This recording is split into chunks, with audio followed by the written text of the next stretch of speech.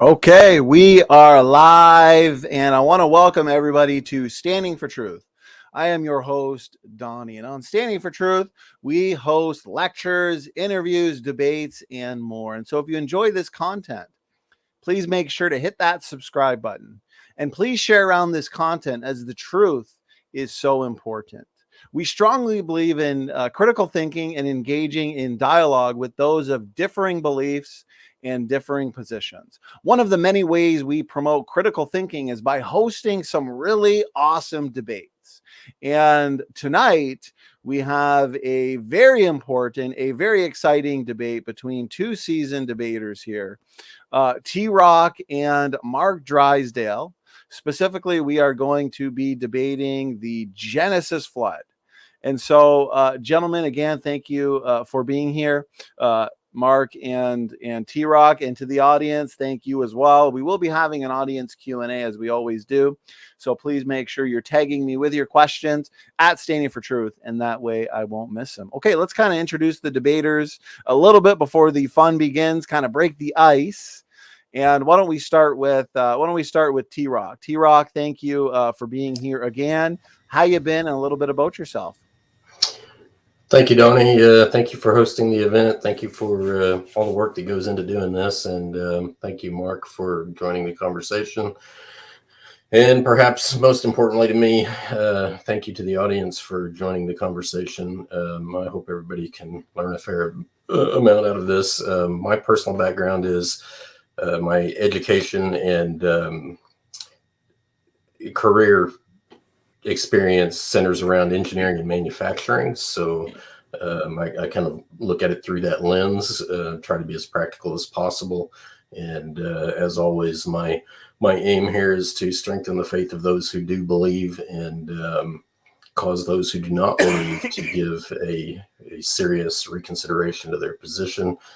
My intent is always to show that the creation position, the young Earth creation position, is very reasonable, very consistent with good science, and definitely not something to be taken lightly if you are serious about science. Great intro, TRock. Again, thank you so much for doing this. And, the audience is familiar with you. You were just here a few weeks ago. You debated Luca Medugno on the age of the earth. That was definitely a debate to remember. Mark Drysdale, he's been here numerous times in the past as well. Mark's last time here was a couple of months ago, debating Kent Hovind himself. That debate was definitely one to remember, and a ton of fun on that one. So anybody who has not yet seen that, please check that one out as well. So Mark, a little bit about you and how you been. Yeah, my name's Mark Drysdale. Over the years, I've done a lot of things. I guess my main, if it would come to education, is engineering. I have a lot of patents. You can look them up in the States. A lot of mechanical engineering patents for different packaging machines, air pillow machines, stuff like that. Then I got into animal training. I kind of did that alongside my career in engineering. So that was a lot of fun. I got to work with a lot of big cats and learn a lot about the anatomy of different animals. I am dealing with a cold here. God gave me a cold for some reason that I've been dealing with for 2 weeks. So I have a bit of a cough here. But yeah, so that's my background as well. And, we just kind of take it for what it is. And we'll talk back and forth a little bit here and see if we can find any proof for this supposed flood. I really don't see any proof whatsoever. It's going to be a tough one. It's a lot like trying to prove the tooth fairy to me, but I'm interested in doing this. I've done a few flood debates, and I look forward to this one. Awesome. Appreciate the introduction, Mark. TRock and Mark, thanks again for being here. And to the audience, a couple reminders. The next couple debates that we do have coming up on this channel, we've got a technical one for you. In a couple weeks, Professor David McQueen, who is a professional geologist, and Luca Medugno, who is currently working as a teacher. He is a chemist. So this is going to be a technical one, and I am excited for this one. So definitely set your reminder. And the debate title is, Does the Heat Problem Preclude the Global Flood? So that one's going to be fun for sure. And then the other one that we have coming up as well in about a week, Ian Chen and Dr. Dino. So this will be the next debate in our 2022 Evolution debate series. So make sure you are here for that. That one is on May 11th. So that being said, let's get right into it. We're going to be it's going to be an easygoing debate, kind of formal, semi-informal. We're going to have roughly 8 to 10 minute openings. And then let's say about a 6-minute rebuttal. And then we're just going to have a conversation. We're going to keep it free flowing and organic, where the debaters will be discussing the points brought up during the openings and rebuttals. And then we're going to have 5-minute concluding statements. And again, this is where we get you guys in the audience involved. So just make sure you're tagging me with your questions. Okay, TRock, we're going to hand it over to you. You've got between 8 and 10 minutes for an opening statement. And whenever you're ready, you just let me know. If you need to share screen, anything like that, I can do so as well. I will be sharing my screen. Sure, no problem.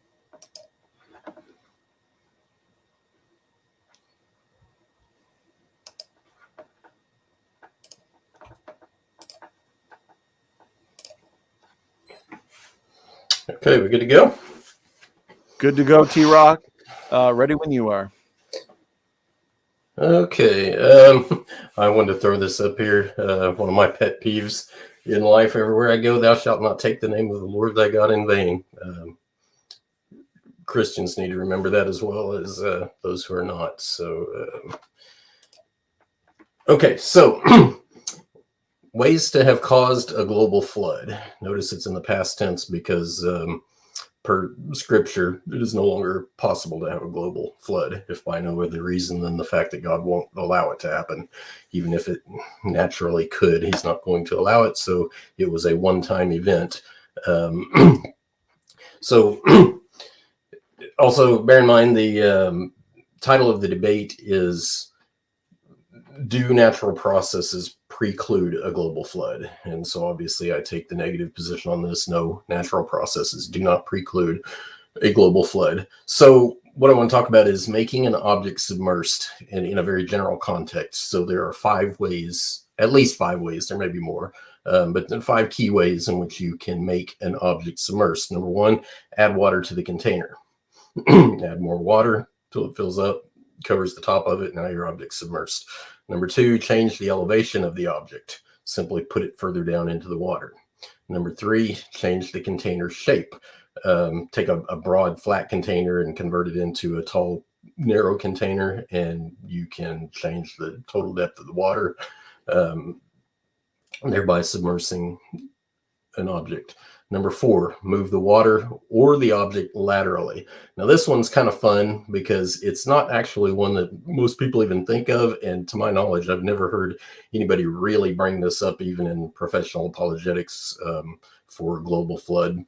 But essentially you can do this yourself in a swimming pool. Put your hand just above the water surface and just move it sideways, and the water flowing will actually go over the top of your hand through hydrodynamics, and thereby submersing it without actually changing the total volume of water or the shape of the object, either one. Number 5, change the object shape. Easy example, take a ball of clay in a round sphere, flatten it out into a pancake, and now it's no longer too tall to stand out of the water. So we're going to now take these principles and apply them to a global flood. Adding water to the container, it's got to come from somewhere, right? So in our case, the actual scripture given source of extra water to add to the container is water under the ocean. The Bible says that the fountains of the great deep were broken up, and that was day 1 of the flood. And so we know today that through modern exploration that indeed there are freshwater springs coming out of the bottom of the ocean floor. There are water jets coming and hot water vents coming out of the ocean floor. Obvious logic, whatever's coming out of the floor at today's rate, it had to have been faster in the past. It's essentially decompressing over time and losing volume and losing pressure to come out. So you have aquifers, water-bearing minerals, and then you have layers. Aquifers generally refer to large cavities where it's like predominantly nothing but water in our case. Water-bearing minerals, olivine is an example where basically the mineral is saturated with water. And then layers, if you've ever drilled a well, you can, as you're going down through the different strata near the Earth's surface, you can actually come across very thin sheets. Technically, they're kind of like aquifers. The difference is that they are in very thin sheets spread between layers, and they can be in between, clay on clay, for example, or they can be between clay and gravel, or some other type of limestone or whatever. But anyway, thin sheets and layers is another way to get water out of the crust of the earth. So changing the elevation of the object. This can be done on a continental scale by sliding, dropping, bobbing. So you can see in my diagram here, basically 3 different types of simple motion: straight down vertically, sliding across horizontally, or kind of waving up and down to change the elevation of, and we're referring to the elevation of the landmass here. Change the container shape. In this case, we're talking about raising the seafloor, possibly adding mass. In this example, when I say adding mass to change the shape of the container, imagine taking a bladder and uninflated, submersing it underwater, and then inflating it. Essentially what you're doing is changing the overall shape of the container, even though the container boundaries themselves don't change except locally around the bladder. So anyway, and then distortion, you can stretch or compress the container to change its shape, and thereby affect the overall or the relative water level. Moving the object or the water laterally. Tidal waves, tsunamis, and fault slipping. I talked about this earlier. Take your hand, put it just above the water level in a swimming pool and start moving it sideways. By the same token, you can move the water, or you can move your hand, or you can move both, as long as they're moving relative to each other, typically in opposite directions in terms of relative motion. But anyway, tidal wave tsunamis and fault slipping provide a mechanism to do exactly that. It should also be noted that when you're moving water or the object, either one laterally, that technically whatever height you think the highest mountain was at the time the flood started, what this implies is the water did not ever have to technically get above the height in its still form. When water's perfectly calm, doesn't technically have to be above the top of the mountain. It just has to move until the mountain gets inundated with water. It's a possibility. I'm not necessarily endorsing any one mechanism here. I'm just providing reasonable real-world physics to demonstrate what is possible here. Okay, so changing the shape of the object, earthquakes, local flooding, heavy rain, erosion, avalanche. Basically, you can see here starting shape, ending shape. Avalanches in particular can bring huge amounts of volume down. Earthquakes can cause things to settle down. Local flooding causes heavy erosion. Rain, of course, feeds the erosion, so you can change the shape of the earth through a variety of mechanisms. Okay, now in a global flood, of course, we don't just have the problem of getting everything underwater, we also have the problem of getting everything back out of the water. So how do you do that? There again, 5 mechanisms I'm going to describe here. Number 1, remove water from the container. Number 2, change the elevation of the object. Number 3, change the container shape. Number 4, stop the water or the object lateral movement. Number 5, change the object shape. So again, Ice Age provides a way to remove water from the container. Snow and ice buildup on the land can take significant amounts of water out of the ocean, as well as inland lakes can take water out of the ocean and put it on the land, so that part of the land above sea level, so to speak, still has ocean water in it. Okay, changing the elevation of the object. Change mantle temperature, pressure, remove object mass, change crust density.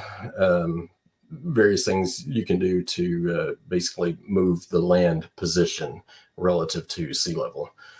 Changing the container shape. Seafloor collapse is the mechanism described in the Bible, and we will see evidence later on that there's a really good reason to see how and why this happened. Stopping the water object lateral movement, loss of kinetic energy in the continents, interruption of tidal flow, and reduced earthquakes and plate fracture will start slowing the lateral movement down and create a means to get the land back up above sea level. And changing the object shape, landmass collisions, mountain building, continental rippling, and mass compression, land mass compression, and volcanoes all provide a means of changing the shape of the land so that you can get the object back above sea level. Okay, so here, just a couple quick glances of some of the evidences of this. Google Earth, this is the Ring of Fire. This is Australia and Papua New Guinea off to the left over here. So this basically, the Ring of Fire is a huge, huge trail of volcanoes on one side of the continent, or one side of the world. Mid-Atlantic Ridge, here you can see the scale. This is Google Earth, by the way. You can see the scale here, but that huge rift right through the middle of the Atlantic Ocean gives a good demonstration of some of the things I've talked about. Mountain building. This is the coastline along the Andes Mountains in Peru and Chile. It's very interesting that mountain building typically happens along coastlines. Guyots in the abyssal hills in the ocean. We'll talk about some of this later. I definitely want to come back to this one. And evidences of the aftermath: guyots, wind gaps, water gaps, mountain ranges following the coastline, oceanic cliffs and faulting, oceanic canyons, springs in the bottom of the ocean, deep, relatively cool subducted plates. And then mechanisms. Here's something I find hugely interesting. Early heavy bombardment period, about 500 billion years ago, corresponds to the start of the floods. So this early heavy bombardment is a reference to an evolutionary event connected with the beginning of a flood. Nonetheless, late heavy bombardment period, 4 million years ago, corresponds to the end of the flood, pre-ice age. So with that, I'm going to bring that to an end and stop. Okay, TRock, thank you so much for the opening. I appreciate the visuals, and that was roughly 10 minutes. So we're going to hand it over to Mark Drysdale. You've also got up to 10 minutes, whatever time you want to use. Mark, the floor is yours whenever you're ready. I don't even know where to start. So now we've gone from 6 examples of evolution to 5 examples of how to make a boat float. I don't know why we need 5 examples. To make something float, it's very simple. It's displacement. It's the amount of water that it displaces. If it doesn't displace enough water for its weight, it will float. If it displaces more water than its weight, it will sink. So we don't need 5 descriptions. Changing a boat shape, I do not understand what he's talking about. I'm assuming I must be hearing him wrong, but changing a vessel's shape, and I know I'm supposed to be making my argument for this, but I have no idea to where to even start with this stuff. He's got hydrodynamics happening where you've got something moving based on tides, causing this vessel to float. No, absolutely not. It takes an enormous amount of power to push a piece of scrap like the Ark through the water at any speed. And then just think about some of the stuff that he said there. Well, we don't need to cover all the mountains as long as the tides go along and sweep over the top of the mountains. Then we still killed everything. God did a good job. He got everything dead. All the baby animals are dead. What about the Ark? When the Ark goes skimming along there on this on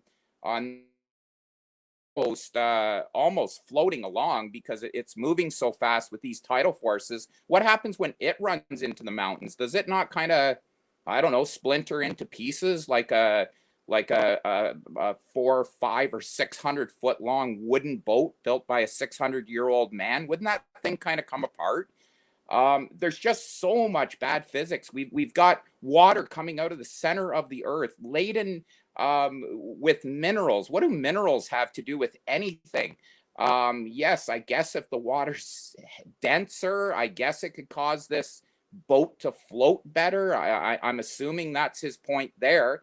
But what about the heat? And what about all these minerals when they get mixed in with all the animals that are in the oceans, all the mammals, all the fish, the octopus, everything that Noah didn't take on his ark? Are you telling me now they're living in these mineral-rich freshwater oceans that have been heated up to what temperature? We know when we drill down very shallow, 500-600 feet, we can get extreme temperatures. So now we have water coming out, mixing with the oceans.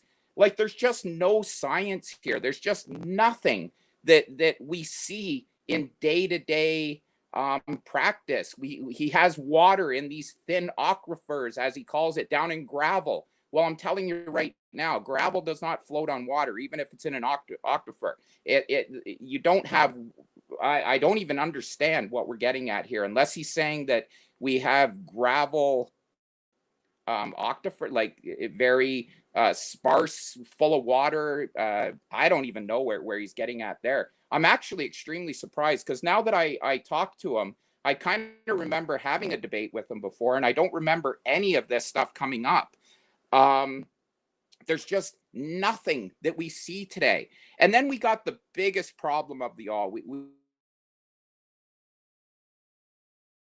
boundary, but we use CT somewhere else. But anyways, the tertiary boundary. So you've got this layer about a half an inch thick of uranium. How are we going to explain that? Why you want to try to tell us that all these layers are laid down from the flood, but magically we have this single layer that we can track all the way around the world of this KT boundary. It's not mixed up with things. It's nicely laid down. We can go anywhere. We can go to a cliffside. We can dig down. We can radiometrically date it. And there it is. 66 million years ago, we've got this KT boundary.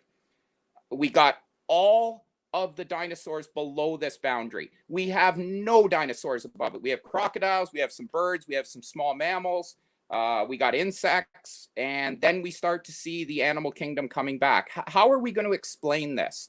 Ken Hovind would have you think that it's because of the density of an animal. I guess dinosaurs are heavier, so they sink in water better, which is just absolutely insanity to me. Someone who says that they've taught science and tries to say something like that. Usually in these debates, I can stay pretty calm. But when you're going to start to come up with science that is just not, science is about doing experiments and seeing it happen. It's not about making stuff up that might have happened 4,000 years ago, but we don't see it today. And then he's talking about this bombardment and where all these things that we don't see it. It doesn't happen. So if you're talking about asteroid bombardment, no, we don't see it. We'd see tons and tons of different layers of radioactive material, and we don't see it. We see a single layer, and everything below it instantly cut off. All the dinosaurs gone, all the forests gone, everything was gone. Another quarter inch above it, another half inch above it, we start to see all this stuff coming back. We can count it all the way up in this. I know you call it the supposed geological layer, but it is there, and we can see it's there. There is just no sense to this, and I don't know why we started talking about displacement. I'm really going to be interested to see where this is heading. And then I guess he has all of this water now locked up in ice and snow on the land masses. That's beyond me. If all of that stuff melts, we already know how much it's going to raise the level of the sea uniformly. It'll raise the level of the sea. And we've got this scrap boat coming to rest on a mountain in Ararat at what are they saying? 14,000 feet, I think it is, or 12,000. I don't care what it is. We don't have enough water to get this thing to that height. Then the other problem we have is we've got this boat just floating around with no power, no sails, no nothing. I guess by the hand of God, this thing's walking around and working its way around the sea. We've killed all the we've killed everything. We've killed all the kangaroos. Everything's been wiped out, and yet we only find kangaroos in Australia. We only find koala bears in Australia. We only find certain animals in certain areas. We find, going way back, we find camels in North America. Why don't we see these things floating around? When things die, like whales in the ocean, eventually they make it to shore and they wash up on a random shore and they rot there. But we don't see that. We never see that.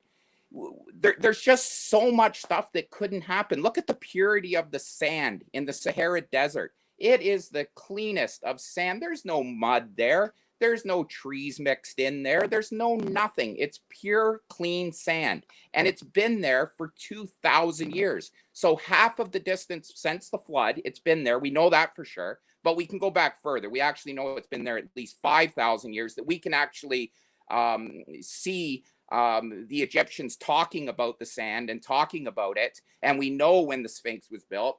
We know when the pyramids were built. So instantly, before the flood, we had this beautiful layer of sand that is still there, beautiful, nothing mixed into it. But you would have us believe that 12 kilometers down, all of a sudden we have oil that has come from microbial stuff in the sea and plant life and everything. And it's up to 12 kilometers down? How did that stuff magically get there? He hasn't brought up yet this I'm not even going to go there because he hasn't brought it up. That's a Kent Hovind argument where he has these waters coming out from the bottom of the ocean at escape velocity, 27,000 miles per hour. He's got water flying through the air up into space. This stuff is just really silly. I could actually make, I think, a better argument for the Tooth Fairy than I can for Noah's Ark. I am not anti-religious. My girlfriend is religious. I'm not anti-religious. I'm not anti-God. I'm really not. But this is silly. And when you start teaching kids this type of stuff, it really I think it becomes a problem because it teaches kids magic. It teaches kids that magic is real and that if you pray hard enough, things will get done and things can happen that we never see day to day. We never see it. But if you pray hard enough, somehow it's going to happen for you. This is dangerous thinking. It really is. And then you take a guy who's into engineering. He understands clearly, if he's an engineer, he understands all this stuff. And he's trying to bring to this debate just stuff that we don't see. Where do we see this in everyday life? Where do we see a barge floating around in the ocean up on top of the water because of the tide? And no, if a boat is in a tide, it's just following the water. It's not gaining a I don't know what, a sustained flotation through water movement under the boat. I must be understanding that wrong because obviously there's no way to sustain it. So I hope I didn't get his point wrong. Is he was cutting in and out a little bit, but yeah, I don't have much more to say than that. There's just really the KT boundary is brutal for no flood. Having a boat land on the side of a mountain on a 45-degree angle and then expecting ungulates with hooves to get out of this boat. I don't even know how that would happen unless he let them out while it was still floating. Like, you've got all these problems that you got to think about. You just can't say it's magic. If a boat's even on a 20-degree angle and it's made out of wood, how did the animals get to the door? They'd all fly down to the end of the boat and they'd all be down there eating each other and crushing each other. So there you go. I'm probably out of time, but not much of an opening statement for me, more of a debunk. And I'd be glad to have a conversation about all this stuff. And he can explain to me where I got it wrong. Okay. Yeah, that was 10 minutes, pretty well right on the dot. So we got two roughly 10-minute opening statements in, and therefore that concludes the opening statements. I see questions flying in from the audience. I appreciate it. Just make sure that you're tagging me with your questions. Okay, we're going to hand it to TRock now. Let's say up to an 8-minute rebuttal. And as we always do, gentlemen, whatever's not used in the openings and rebuttals, we toss into the open discussion. So TRock, whenever you're ready, we're going to hand it over to you. You got 8 minutes. Floor is yours. Just make sure you unmute. Okay, Donnie, if you could give me about a 2-minute warning, just in case. I'm going to set a timer for myself real quick. Okay. And go. Okay, so what I heard there was, I think, much more of an emotional response than an intellectual response. I think I heard several times, didn't understand. I don't think Mark understood the title of the debate, to be quite honest with you. It's about the global flood, the global nature of flood. In other words, how do you get that much water above the mountains and get it back below again? Has nothing whatsoever to do with the ark. So a whole lot of that rant really was just completely off topic and didn't address anything whatsoever. I will try and kind of go through a bullet point list here real quick of some of the things he talked about. He was addressing floating boats, not the global nature of the flood. He's talking about minerals coming up with the water. I never said that.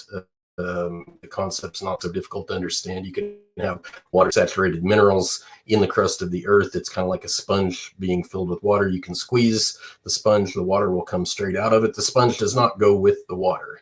A tertiary boundary, he talked about that a lot. Not really relevant to the mechanisms of a global flood. I'll comment real quickly on that. He seems to think it's kind of the death knell of the whole flood paradigm, but in reality, what you see, he said half-inch thick uranium. I think he's referring to the ash. That is absolutely not a problem. Actually, it's more of a problem for a long Earth view than it is for a global flood.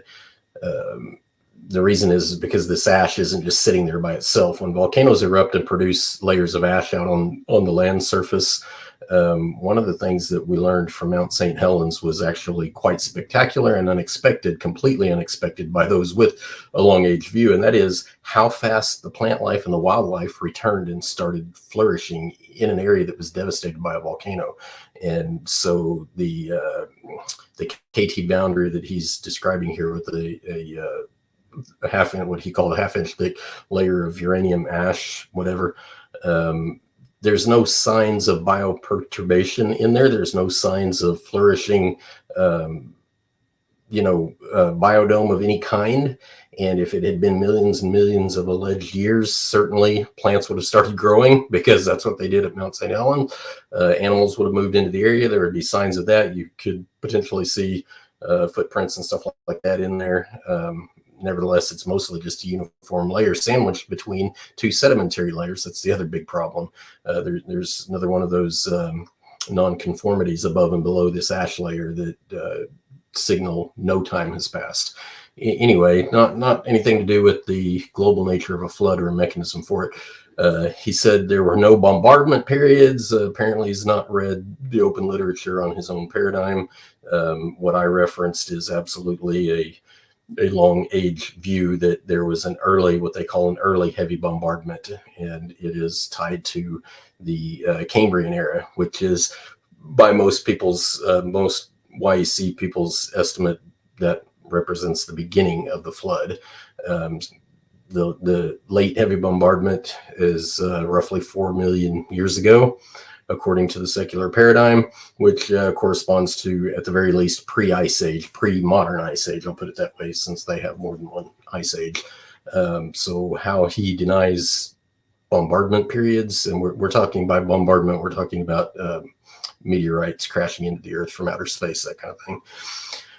He talked about ice and sea levels. I don't think he's very up to speed on even modern science where this is concerned, because glacier melting is absolutely a major climate concern for the climate alarmists in causing coastal flooding around the world. So yeah, the ice on the continents absolutely provides a mechanism for raising and lowering sea level.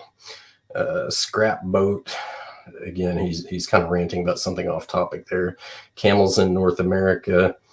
Again, completely off topic. If you need an explanation for why animals are found here, there, or wherever they're found, one really, really good plausible explanation is that that's just where people took them after the flood.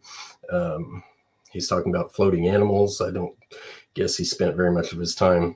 Fortunately, he was working with live animals, not dead animals. So I guess it's natural he doesn't know this. But animals, whenever they drown, the first thing they actually start to do is sink. And they will stay sunk until, and the only way they're going to come back up in calm water conditions is what I'm really referring to. But the only way they're going to come back up is through what's called bloat and float. Gases build up inside their body before they're deteriorated too much for the gases to escape. So no, in a global flood, you should not expect to see animals floating around everywhere unless they're swimming and still alive. He talked about the cleanness of the Sahara sands. Another huge, completely off topic, but another huge problem for the long age paradigm, because you got to get the sand from somewhere. Wind, erosion does not do it. If you transported that sand from some other locale,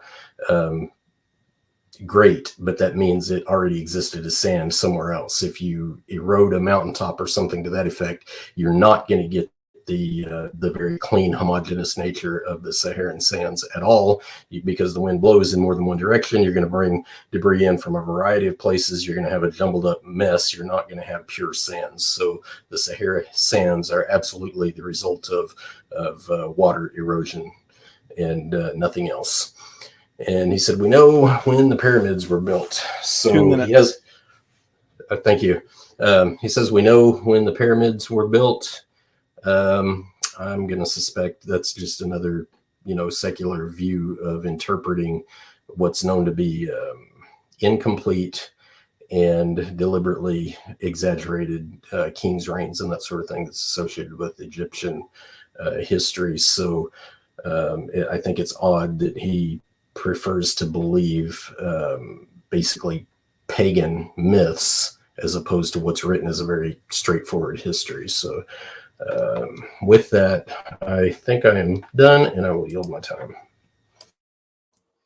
Okay, appreciate the roughly 7-minute rebuttal from TRock. Now we're going to hand it over to Mark for his up to 8-minute rebuttal. Whatever is not used, of course, we'll toss into the open discussion. So Mark, and there you go, you unmuted. So whenever you're ready, the floor is yours. Is my audio reasonable, or should I shut my camera off? No, it's coming in. It's coming in good. Okay, so let's talk about a couple things here. He's trying to say that I'm getting off subject. No, the boat's a big part of Noah's flood. If you don't have the boat, there's no use of having a flood. You got to save these two animals that have to get off and inbreed. So let's talk about a few things. He talked about Mount St. Helen as being proof as how fast greenery and plant life can come back. Does it really? So as an experiment, again, let's go back to what we see today. And as far as a rant goes, yeah, these type of debates really do kind of piss me off a little bit. They're kind of like flat earth. There's just absolutely no science. So when you go out and kill all of the dandelions on your lawn, what happens next spring? The dandelions are all back. You know why they're all back? Because your neighbor's yard, he didn't get rid of his dandelions, so they blew over. Mount St. Helen wasn't a mass, global-wide, one-year flood of salt water that killed every single piece of vegetation on the earth, and it all had to start anew.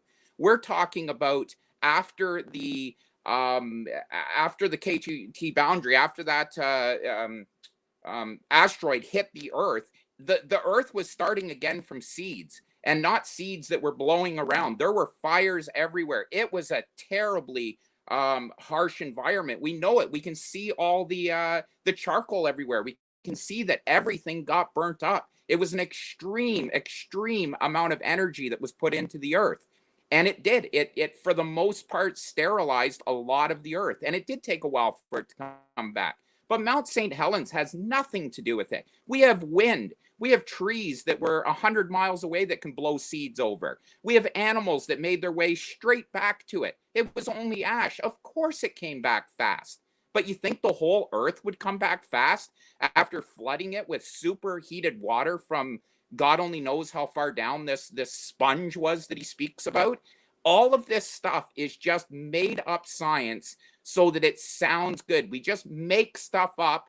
We throw it out there and we see what crap sticks to the wall. Well, fact is, none of it sticks to the wall. And then just to say, well, you got to have water erosion to make sand. Really, do we see that kind of sand being made in 1 year of water movement? Do we really see that amount of sand nowadays? Take a cliff that's made out of granite, or I don't care what it's made out of. Let's even let it be made out of limestone. Really, do we see water splashing up against these cliffs, and all of a sudden within a year, we got these massive amounts of sand laying around? No, come on. It's not even reality. A lot of the sand gets sorted through wind movement. The heavier grains fall out faster, the smaller ones don't. This is stuff that we know. And to try to bring all this stuff and just put some kind of really odd science behind it that it's okay. And I did swear you say that somehow there was mineral laden water that came up. Again, I ask you, how did all of the ocean's animals live? I know this is about the flood, but the flood is about killing all the animals and starting anew. So don't say that I'm getting off topic. It is the topic. If we don't have a God, we don't have the flood. If we don't have mass extinction, we don't need the flood. And if we don't have a flood, we don't need an ark. So they all do go together, and you've got to prove them all, and beyond a shadow of a doubt. And we just do not see genetic bottlenecks anywhere. One of the biggest genetic bottlenecks that we see is about 4,000 years ago with cheetahs, and we still see it. We still know it's there. We can take any piece of tissue off of any cheetah and we can put it into another cheetah and it will not reject it. Anything, blood, brain tissues, everything, nothing will be rejected because they were bottlenecked down so close. The last ice age was 30,000 years ago. I don't know where we're talking about a 4 or 5 million year ago ice age where we had this big bombardment. We don't see tons and tons of huge asteroid hits. We just don't see it. We got craters every so often, but no, we don't have huge amount. We got some up in northern Canada that we can still see that are pretty much been wiped out since we got into satellites. We've been able to find a lot more of them. We've found some in some of the deserts where we're able to scan down now and see them. But no, there was no heavy bombardment. And then you talk about the KT boundary as not being a problem for the flood. Of course it is, because the whole idea of the flood and what all of the young earth creationists say is all of the layers are simply left over from the flood. It's not what we see. It is nothing like what we see. And to have a single perfectly laid down layer that is so thin that everything else is dead below it, and then it starts to regenerate and you can see everything starting to come back. Like, there's thousands of people around the earth that are working on this stuff. They're not just guessing. They're not just going around making stuff up out of whole cloth that they just hope somehow will float. You got to prove this stuff. You got to prove that if you took all of the ice off of all of our continental shelves, put it in the ocean, that you're going to have a 12,000 foot gain in water height. And if you don't, you've got big problems, because you have this crappy little boat floating around. When it starts running into mountaintops, we've got some big problems. Plus, we're going to have some animals hanging out on the top of those mountains. So you can go that I'm getting off topic, and you can try to stop me from going into stuff that just proves how ridiculous it really is. But there is so many problems, and it's not a rant. It's just really upsetting when you got these people that'll take science and they'll just warp it to the point where they wow, you've got the shell of the earth sinking down, and that's how it happened. And it's all imaginary. If any of this was true, we'd hear about it. And he hasn't even talked about tectonic plates. We can see exact rocks that are on the edge of Africa that we can find off of the side of South America. They are the exact same rock. We can see where they split apart. We can see that it was the exact same makeup of everything. The age comes in perfectly. Everything comes in perfectly. So when did all this continental shift take place? He talked about mountains along the coast shore, along the coastlines. Of course, we have mountains along the coastline. We've known why they're there forever. It's because we've got collisions of plates. We got plate subduction. We can see down and we can see it. So don't say that I just am misrepresenting you. The whole story has to come together. If you just want to talk about a way of getting 12 or 13 or 14,000 feet of water on the earth, go ahead and do that. But you've got to put everything else together too. And yes, animals do float, by the way. I guess you've never been to Africa. Any animals that die in the rivers, they float forever and they find their way to the shore. So yes, they do. Animals do float. They gas back up to the surface. And don't forget too, we're talking about billions and billions of animals here, because according to these people, the dinosaurs and everything live together. So you've got billions of species of animals, because right now we're down to 0.1% of the animals that have been on Earth. So they must have been there for Noah's flood. Take it away.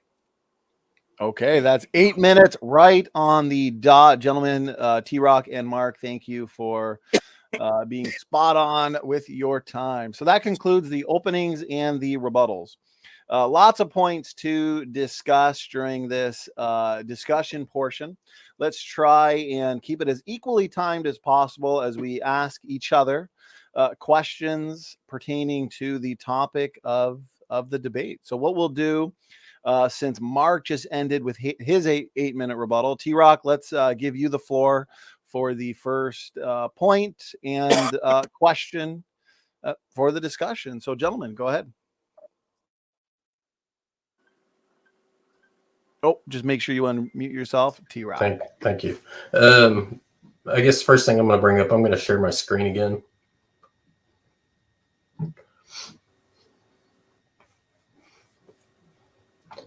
You're good. So You're good. I guess I would like, Mark, if you could, to I would like you to acknowledge, if you can, the fact that there is actually more water under the ocean floor than there is above the ocean floor, and that is per modern secular science.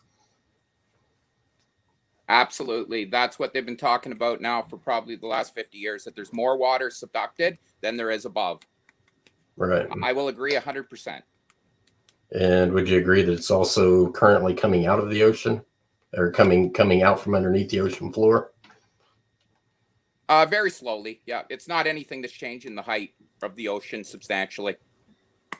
So very slowly today, wouldn't you agree that as a container, take a bucket of water, for example, a 5-gallon bucket full of water, drill a hole in the bottom of it, the water starts pouring out fast, and over time it gets slower and slower, right? So that same principle has to apply here. It's slow today. That means So it came out faster in the past, right? no, why is that the case? If you have a flat tire on your car, does the rate of leak have to change?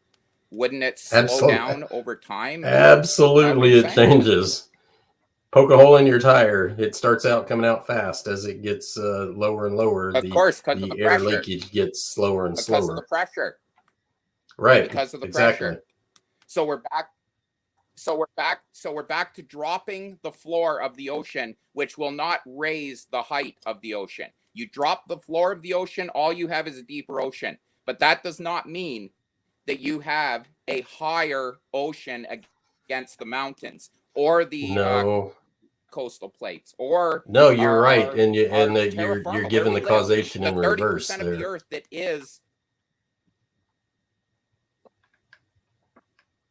You think so?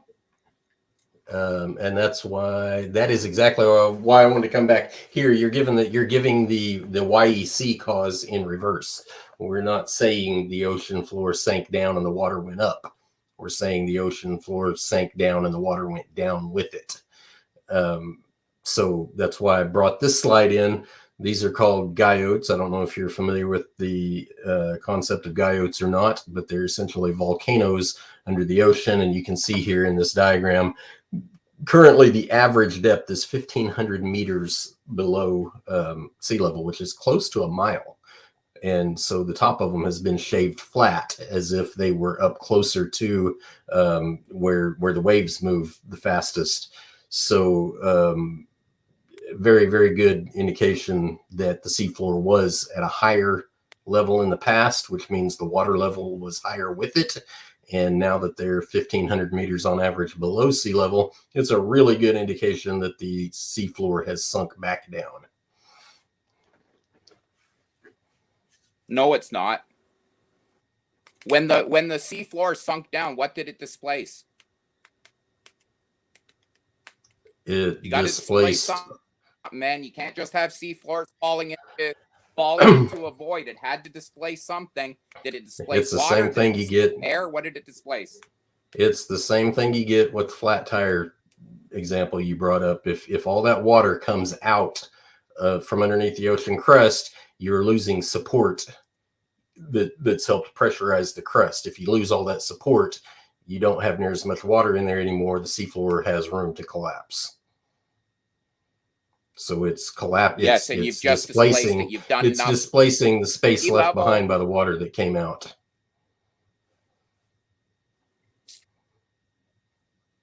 Nope, sorry, it didn't.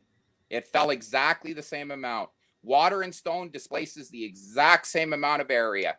Doesn't matter. If a stone's in water and you take it out, that amount of water will now be displaced by that stone, and it'll go down that level. You drop the sea floor, all you've done is you've brought water up, and you've changed the height of nothing compared to the mountains. You've done nothing. The only thing that you've explained, the only thing that you can laugh all you want. I am telling you, if you move something down into something else that's not a void, all you have done is displaced the same amount of area. You have done nothing.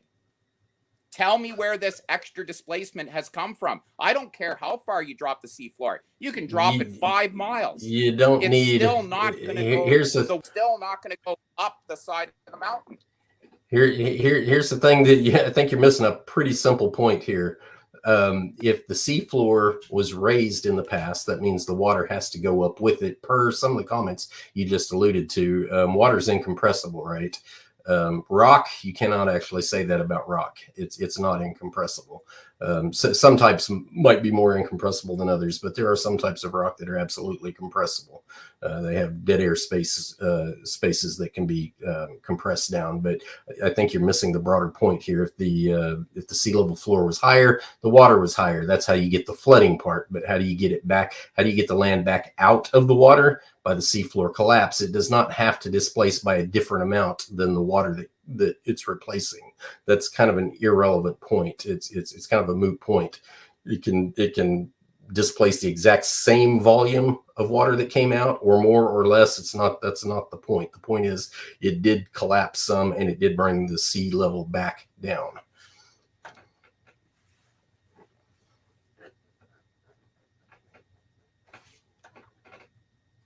Oh, I've got Mark right here. I think he dropped just for a second. Mark, we got you back. I'm back. Yeah, I'm back. He's got to go back about 1 minute. So right when he said that the seafloor can drop without displacing anything that's going to cause the water to go up. I didn't say without displacing anything. I said the total amount of displacement can be the same as the water, more than the volume of water, less than the volume of water. It's completely irrelevant. The fact that it displaced at all gives you a mechanism to get the water back off of the continents. How? You've already said it. Now, if you were to say, if you were to try to tell me that the continent sunk down, I would say, yes, I understand what you're saying, but even that's not possible. So even that would just be imaginary science. But no, the part that you're not understanding is if you take anything with a layer of water below it, something solid, let's take a piece of foam right in the middle, let's sink it into a bathtub.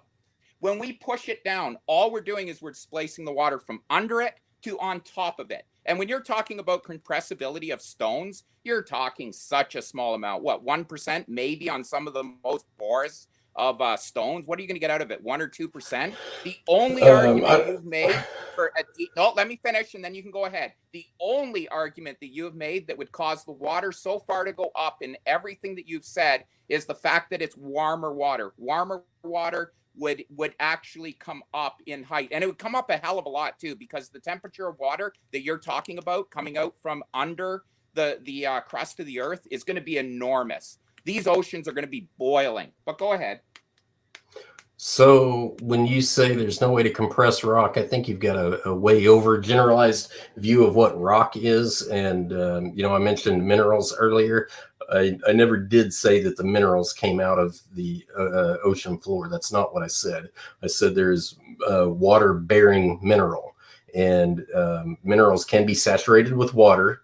The water can leak in and out. There are modern engineering analogs in machinery production that demonstrate how this works. Oil impregnated bearings, for example. You can have liquid inside solid material that seeps out. In the case of olivine and other types of water-bearing minerals in the earth, they're going to be much more compressible than granite, for example, because once you get the water out of them, they no longer don't have the same physical support anymore, and the spaces between the grains or the molecules, or however you want to quantify it, there's room for it to compress at that point. And so a lot of the water that they talk about below the ocean floor is in water-bearing minerals specifically, and that gives lots of room for decompression. How?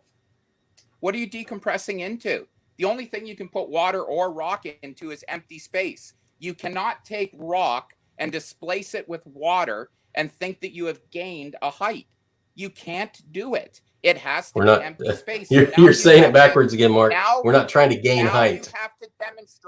Now you have to demonstrate where this empty space has come from, that you are dropping this ocean floor into. Because if you're dropping it into water, the water's just moving up. You've done absolutely nothing. And I don't know why you're having a hard time understanding what I'm saying. But, well, I know why, because you're just making it up. We don't see this today. We don't see the ocean floors raising a huge amount and falling. We see a little bit of rebound after the ice age. We're not seeing huge amounts. And guess what? When the ocean floor comes back up, that's exactly what it's doing. The water's being sucked back down. You can't have it both ways. You need empty space. I don't know why you're fighting me on that. When you move something down, it has to move down into something. You're talking about compressing rocks. No, rocks are not compressible by the percentages you're talking about. No, absolutely not. Basalt, no way, man. Very dense rock. Just completely wrong. So you have actually, to find an empty void. Actually, Mark, this is bench testable. This is not rocket science. This is something a high schooler could easily understand. You can put sand, saturate sand in water, put it in a container, and basically kind of like a piston cylinder arrangement, put the piston down as hard as you can in the water saturated sand. You cannot compress it, but drill a hole in the side of the cylinder and let the water leak out.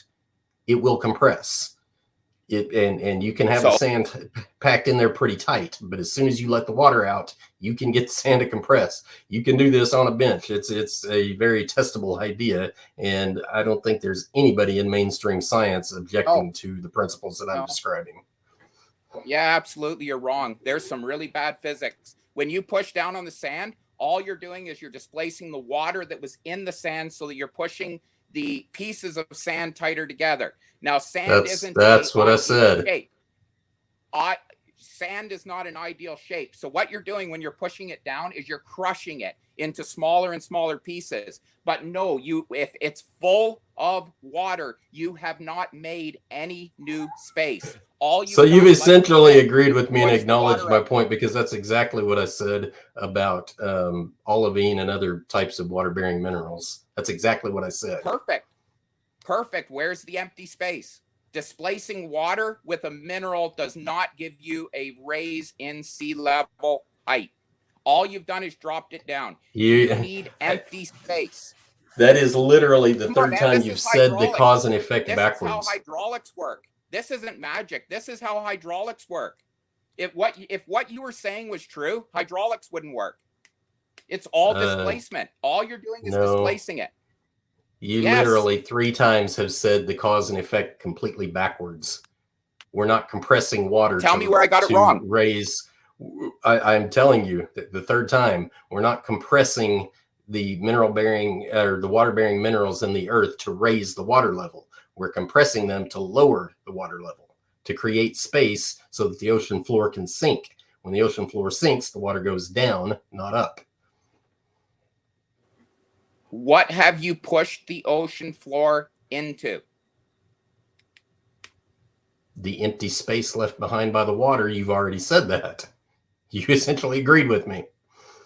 So you're trying to say then that the water made its way above the ocean floor and then the ocean floor dropped down, which again would just lower the height of the ocean. Okay, we're beating this. That's the whole point.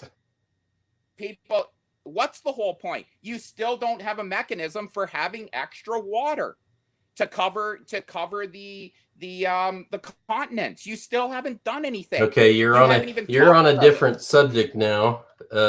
You're talking about raising the ocean floor. So, Donnie, yeah, this slide here. Well, let me back up. Right here. So, can I ask a 10-second question? Sure. Why would God be doing this? Why? Just flood the earth like the Bible fairy tale says. Let's have some heavy rain for 40 days, which, by the way, would release so much heat. Everything would have been sterilized, but let's pretend it doesn't. Why does God have to lower the ocean floor and do all this crap and all this? Just flood the earth. Just flood it. Let's have a big rain. Why all this complex stuff of trying to prove a fairy tale with science? It just doesn't make any sense to me. Okay, let's give TRock equal time. You're asking a theological question, which is well outside the scope of this conversation. I thought your interest would be more in the physics and the natural processes behind the mechanics behind the flood. And so anyway, I want to address the raising of the water, which I did earlier. 2 different things. Seafloor collapse is associated with lowering the sea level. seafloor expansion is associated with raising the sea level. So how does the seafloor expand? In other words, how does it raise up? That's the whole reason I showed the guyot, is because it's real strong evidence that the seafloor was higher in the past. That's how they got flat topped the way they are. But what's the mechanism behind that? I suppose whenever the crust of the earth breaks up, you're allowing mixture of mantle with some of the crust and whatever's in the crust. So pretty much anything imaginable from, you know, the water-bearing minerals, the granite slab that is the foundational hard rock underneath the continents, and anything else, you know, veins of gold, veins of uranium, whatever is in there. Once the seafloor opens up and the mantle material is released, it can mix with anything in there. And because there is so much water in there, the first thing that the mantle does to the water, of course, is heats it up. And then what does water do when it heats up? Eventually it can go to steam. Pressure increases. The increase in pressure can raise the seafloor. Requires a huge amount of energy, of course, but then again, that was the whole point behind you know, these pictures here. That mid-Atlantic ridge right there is as long as the continents are. So there's my answer to how water gets up above the mountains. So have you not just sterilized everything in the ocean with this superheated water that you've just injected into the oceans?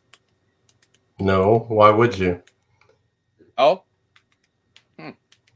How do you have superheat that? Well, do you see the size of the mid-Atlantic ridge here? The ocean itself is actually much bigger than the mid-Atlantic ridge. So how are you sterilizing the entire ocean with a tiny percentage of the ocean volume opening? How do you figure it's a tiny percentage? And 2 degrees of ocean temperature rise is going to pretty much wipe out everything in the ocean. It's going to 2 degrees. You said entire... sterilize. Sterilize takes a lot more than 2 degrees. It's going to start knocking out. When I say sterilize, I don't mean the whole ocean. It is going to start knocking out different species of animals. 2 degrees, and we're already seeing them start to die off. Have you ever seen the Green River Formation? Yeah, I have. Why? Well, what's that have to do with anything? It's loaded with dead fish. 2 degrees. I'll easily concede 2 degrees. That's kind of the point. You also, that's also the driving mechanism behind the ice age. But when you say raise the ocean temperature by 2 degrees C, I'll assume you're talking about 2 degrees C. The fish are going to die, and that's what formations like Green River Formation are. They're a whole bunch of dead fish and other dead aquatic animals. But with all respect that I can possibly give you, you tell me you're an engineer. The amount of energy that you are releasing into these oceans, I don't even care if the water has been heated from being subducted under the crust. The amount of energy just in rain, just in movement of these floors, you cannot create or get rid of energy. If you're going to move these rocks, you've got to somehow dissipate this energy. Where are you putting all this energy and not raising the temperature of water? Well, in the vein of good engineering, big problem. In the vein of good engineering, you're going to have to quantify. I mean, actually quantify, count how much energy you're talking about. I don't think you're able to do that. I don't think you know how much energy. I think you're kind of talk about throwing something at the wall and hoping it sticks. I think you're throwing a mass amount of energy at the wall and hoping it sticks, but you have no way of quantifying how much you're energy wrong. you're actually talking about. People have done the calculation. People have done the calculation on how Do much you have any of them? amount of water falling in 40 days would put into the system, and it's enormous. I think it's thousands of degrees, thousands of degrees. So I think you're following a really, when you have movement. I think you're following a really bad straw man. That thousands of degrees you're talking about comes from the straw man that says that the seafloor changed from the difference between Mount St. Everest and the current seafloor level, and that it all came from rain. Nothing. I've already shown this in my earlier slide. Where did the water come from? I said, add water to the ocean. It's coming from underneath the ocean floor. It's not coming from rain. The 40 days of rain is not how you get from sea level to above mountains. Of course not. Of course so not. They the had heat to do away with calculations it. you're referring to are completely bogus. No, they're not bogus. That's what it says in the Bible, but they had to fix it because everybody proved how silly it was. So now we've Who said what? Show me the Bible verse that says dropping down. Show me the Bible verse that says 40 days of rain took the water level from sea level to above mountains. Where's that Bible verse? They don't. That's all they talk about is the rain. That's all they talk about is the rain. Show me the Bible verse that says that the ocean floor fell. I bet you the mountains sank down and the valleys rose up. You want to see that? You want to see that one? Yep. You know why why that happened? Because as they're saying, the water subsided. These are goat herders that walk around in sandals. Their biggest invention ever has been a sandal. And yes, they don't understand what goes on when there's a flood. And of course, these people in Mesopotamia, when there's a flood in their area, when they live in a flood plain, are we really surprised that we have flood myths going around? And you talk about pagan beliefs and going back to pagan beliefs. Do you realize how much of the Bible is based on pagan myths? No, I realize how much pagan myths are based on the real history of the Bible, though. The flood of But here's your verse. Okay, here, let me just jump in, guys. I'm just going to jump in real quick because we've got 10 more minutes on the discussion, and I just want to kind of get us back on track a little bit. It's been a very engaging discussion so far. The title is "Do Natural Processes Preclude a Global Flood?" So let's try and get another, let's say, couple questions each from you guys in, let's say, the last 10 to 12 minutes in the discussion. Let's just make sure we're really, really hyper focused on the thesis or topic tonight. Okay. So thank you, Donnie. I wanted to point out, Mark said, where's the Bible verse? It's right here on the screen, Mark. Psalms 104:8. The mountains rose and the valleys sank. Yeah. So now you're saying the continental plates rose up. Is that what you're saying? And where are these valleys? You alluded to the mechanism earlier. You talked about continental collision earlier. So now we've moved away from the ocean floor has magically displaced something that's not under the crust, and now we've moved into that. Just like I said, if you came arguing that the continental plates sank, what can I say? Yeah, I guess they sank. They went down. I guess that would displace the magma out in, and it would level things out a little bit. Okay, I get it. But you keep pushing this ocean floor sinking into a void that does not exist. And you keep talking about things like ice. Where's the mechanism for that? And just to talk about, and then I'll stop, to talk about one thing. You mentioned these underwater volcanoes that have been leveled off. You do realize that during the Ice Age, the height of the oceans were thousands upon thousands of feet lower than what they are today. So would we not expect, like, I live in the Canadian Shield. I don't know if you've ever been in it. There's nothing left up here but granite. It has been ground down to nothing. That is the movement of the glaciers. Like, we know this stuff. We don't need magical floods to make this stuff happen.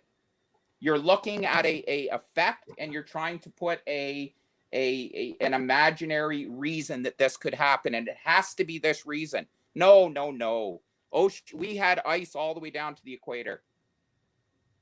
So you've covered a lot of ground there, Mark. I'm going to back up just a minute and say that just so I can clarify the slide that I showed earlier, the 5 mechanisms.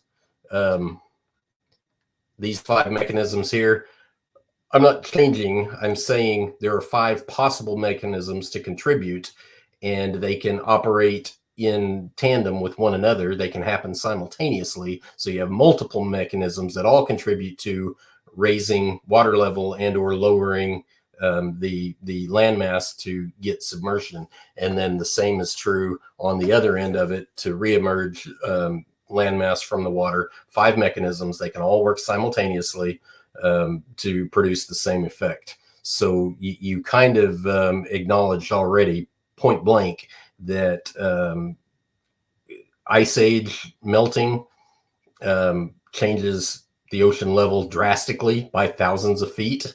That's one of the mechanisms I brought in here, and you try to refute it and say you don't know where all this water is supposed to have come from, but then you turn around and said, oh yeah, the ice age melting provides thousands of feet of variance in the ocean floor.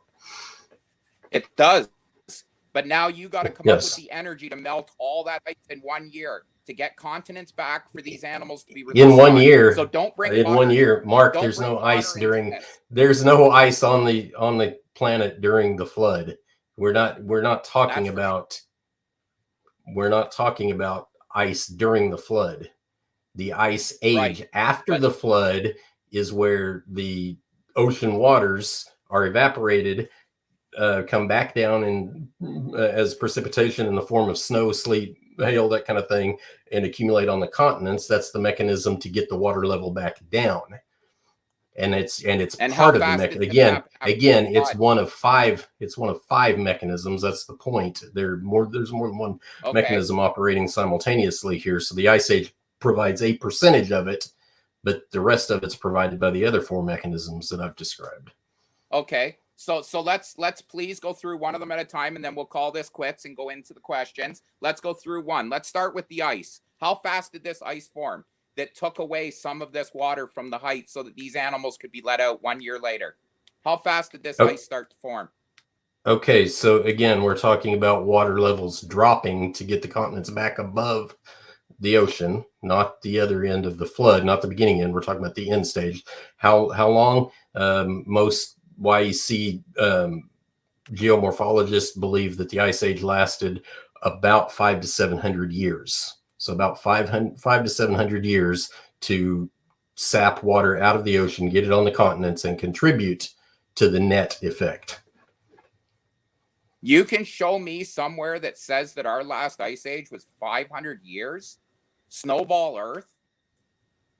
I can't show you a secular source. Nobody in the secular sense. So that's the whole point of this debate. The secular community doesn't do that. Can I show that in a YEC study? Yes. I just don't know where you're going to get the energy to melt that much ice in 500 years. Wow. Yeah. You've got a lot of energy. All you got to do is a You've little got bit a of lot of energy. all you got to You've got do a is lot of energy add a little bit of sun transporting energy. between different states. Now, I'm really having trouble believing that these animals are living through this in the ocean. Unless, of course, Noah had himself a nice little aquarium on that boat, too. I'm just really having problems seeing these animals making it through this single year of absolute hell on earth. I'm really having problems seeing the octopus, the whales, the sharks. I'm really struggling with all this transfer of energy going on and these animals making it through it. As a matter of fact, I'm having troubles with the ocean life living through a ice age. I'm really struggling with that one, but apparently that went on too, right? In the last, 4,000 years? If we want to hand it to TRock now, and I appreciate those points, Mark, you brought up. TRock will give you some time right now to address any of those if you'd like to. Go ahead. So Mark talked about earlier, he was talking about the sheer number of species that are extinct compared to what's left on the planet today. That's consistent with what we're talking about here. Yes, a whole lot of ocean life did die during the flood. That's why we have things like the Green River Formation. That's why we have in South America, large compilations of whale bodies and stuff like that.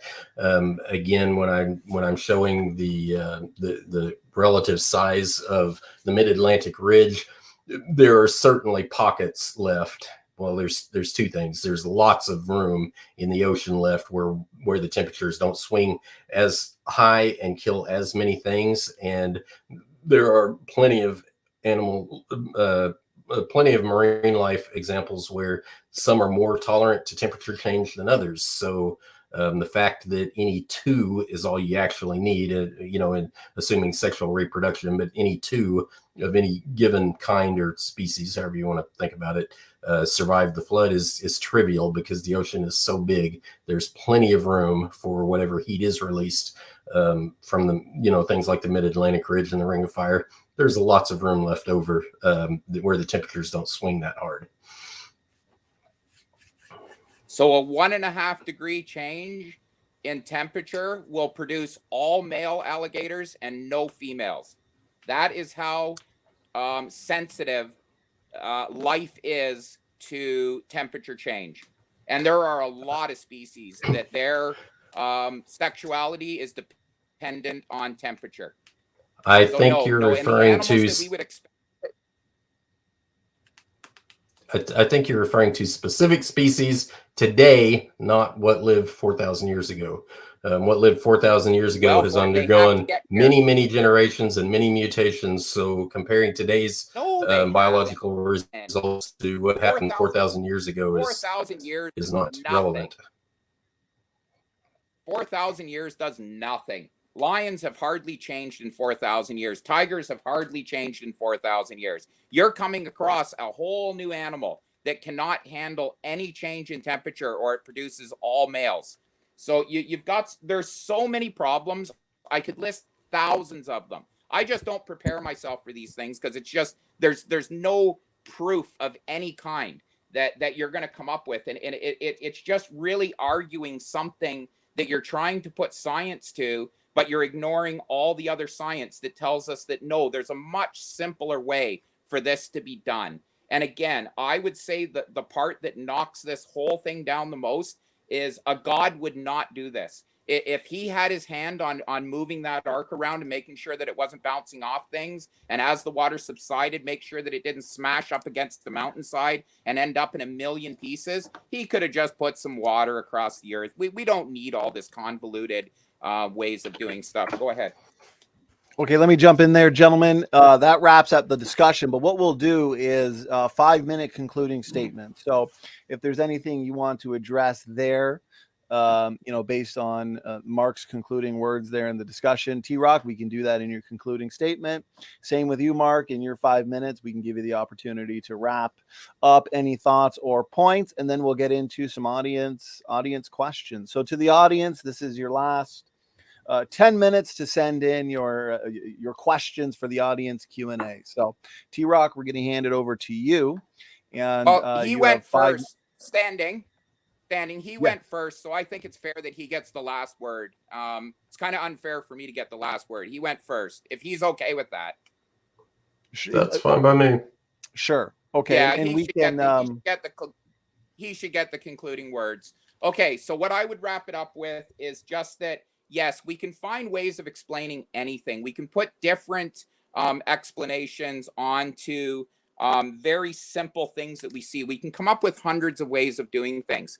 But science always tells you that the most simple, logical explanation is probably the most probable explanation. We don't go looking for difficult ways of doing things.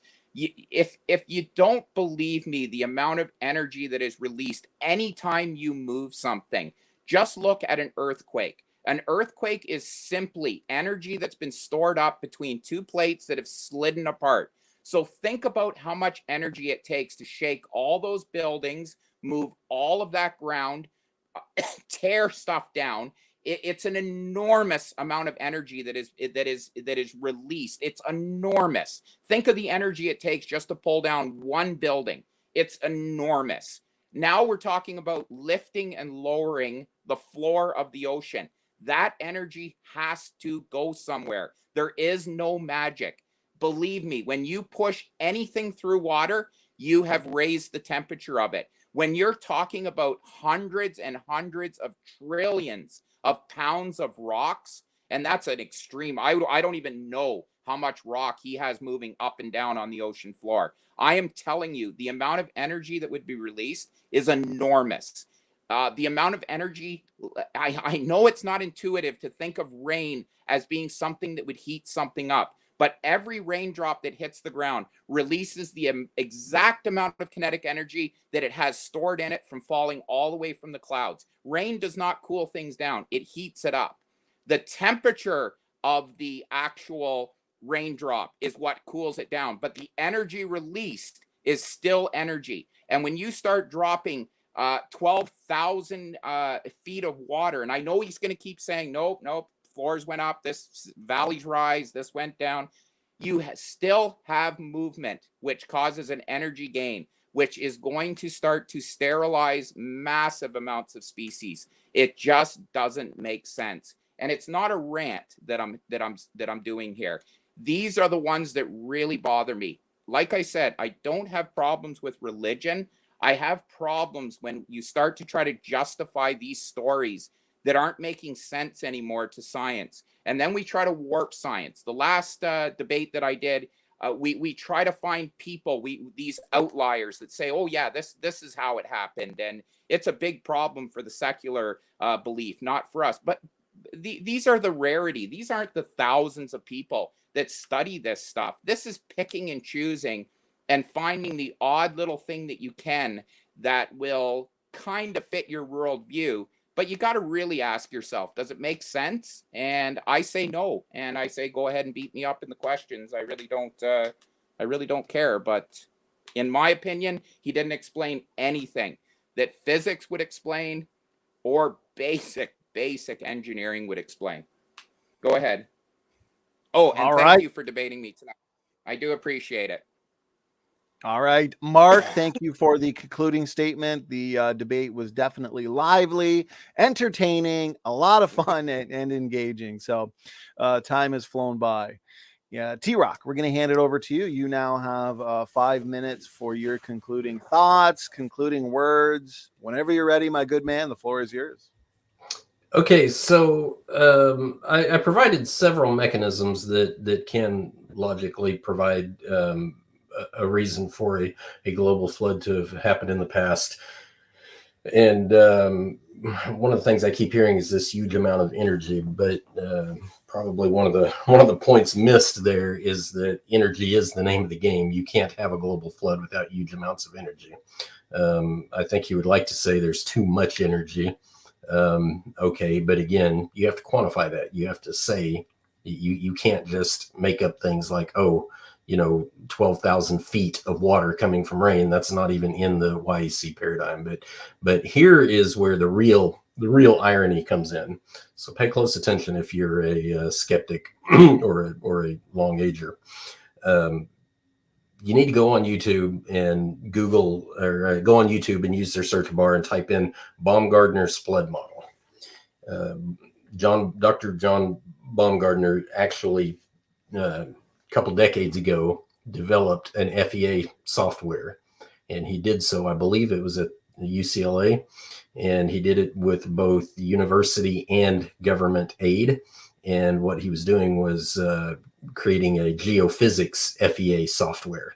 So FEA stands for finite element analysis. And essentially what you do is you take any given body and break it down into small, roughly equal pieces, and then let the physics, let the, whether you're talking about thermal conductivity or hydraulics or whatever, mechanical energy, you hard program the laws that we know, such as gravity, 9.8 meters per second squared. Anyway, you program all that into the software so that it dictates the motion of things. So he developed this software. His vision at the time of doing it was to demonstrate a global flood.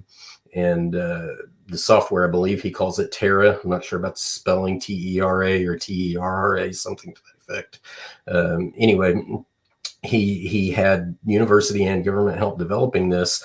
And when he was done, he puts on an excellent presentation using a real a realistic computer model to show the global flood. Kind of the funny thing about it is I believe, from what I understand, he could only get about 60 days into the flood because the computer couldn't handle, even the best computers the university had couldn't handle the meshing at that size. And I want to say he was somewhere on the order of 60 kilometers across on the mesh distance, but that's distributed course across the entire surface of the Earth and to a depth I'm assuming roughly equal to the crust of the Earth. But anyway, the irony is that he developed that with university and government help, and it very well demonstrates a global flood. He can step you through the various phases of when things are submerged, when they're not, the direction the continents move, everything, all the mechanisms that I've been describing. And so the irony comes in when you find out that secular scientists use his software to do modern geophysics. And so there is nothing imaginary. There's nothing, we're not throwing random miracles at it. It's literally a well-accepted software for geophysics modeling. And the secular world has been highly dependent on it for a long time, even climate modeling and stuff like that. So I think I will close there. That's the grand irony for the day, that yes, natural mechanisms have already been demonstrated in computer modeling to provide a global flood, and they're also good for other modern geophysics problems. So thank you, Donnie. Thank you to the audience. Look forward to the Q&A session. My pleasure. My pleasure. Thank you so much for the concluding statement there, TRock. And time flies by. That's an hour and a half right there. We are now moving into the audience Q&A. I do want to remind everybody that both Mark and TRock have been here in the past, about a month ago, maybe 2 months now. Mark and Kent duked it out. The topic was evolution. That one was a ton of fun, so please check that one out. There's the graphic for it there. And just a couple of weeks ago, TRock was here debating Luca Medugno on the age of the Earth, and that one was a ton of fun as well. Coming up in a couple of weeks, we've got a technical debate. Professor David McQueen and Luca Medugno. Does the heat problem preclude the global flood? I am pumped for that one. Definitely an important topic. And also the same week, May 11th, the Evolution Debate Challenge series continues. The much anticipated showdown, might I say, between Ian Chen and Dr. Dino. Is there reasonable evidence for evolution? Okay, break time is over there. Mark and TRock, let's get into these questions and shut the timer off there. Okay, so what we'll do, gentlemen, is what we typically do here on the channel is whoever the question is for, let's make sure they get the last word. And let's just be cognizant, I guess, of the answers we provide. Let's say 2 minutes. 2 minutes per response, if we can do that. Okay, so let's go right to the beginning. And I believe first question that comes in is for Mark Drysdale. So, Mark, you're kind of in the lion's den here. At this point, I'm sure you're used to it. So thanks for being a good sport. Anybody has any other questions while we're doing this Q&A, just tag me and I'll try and get them in there. So first one comes in, Pure Aussie Gold. I've got it up on screen here. And he asks, if Mark brings up current water levels, we know they have risen since the flood subsided. Can you ask him to explain non-modal? Cheers. Does that make sense to you? I got to confess. No, but I understand. Okay, yeah, we've been watching ocean levels rise. It's rising because of heat. You don't have to raise the temperature of the ocean very much. Every degree that we raise the temperature, what are they saying? It's going to raise it about 4 feet. So we're seeing a raise there. We are seeing glaciers melt at an alarming rate. It's happening a lot faster than they thought that it was going to happen. And yeah, we are basically heading into a runaway effect right now because of CO2 that's been released out of rocks. It's been released out of oil, hydrocarbons that have been stored away for hundreds of millions of years, and now they're being released very quickly. So yeah, we have seen water levels raise in the ocean. It does not take much temperature to raise the height of the ocean. Actually, if I was a young Earth creationist, I would probably fight towards the temperature thing for raising water before I would try to say that the ocean floor fell and put all this convoluted stuff into it. But, that's my answer. We haven't really seen ocean levels raise that much in the last 5,000 years, though. But again, that's really where we kind of stopped getting a lot of our written information that we can really trust is 5, 6, 7,000 years ago is kind of the outlying effect of where we had the Egyptians writing stuff down and building stuff that we know, where the ocean was at the time that they built this stuff. So yeah, it's rising slowly. We're going to see it, substantially get out of control over the next 100 years. But I'd like to hear what TRock has to say.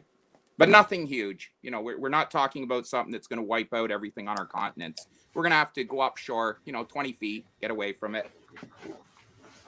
Thank you, Mark, for the response. TRock, over to you for your 2-minute response. Go ahead.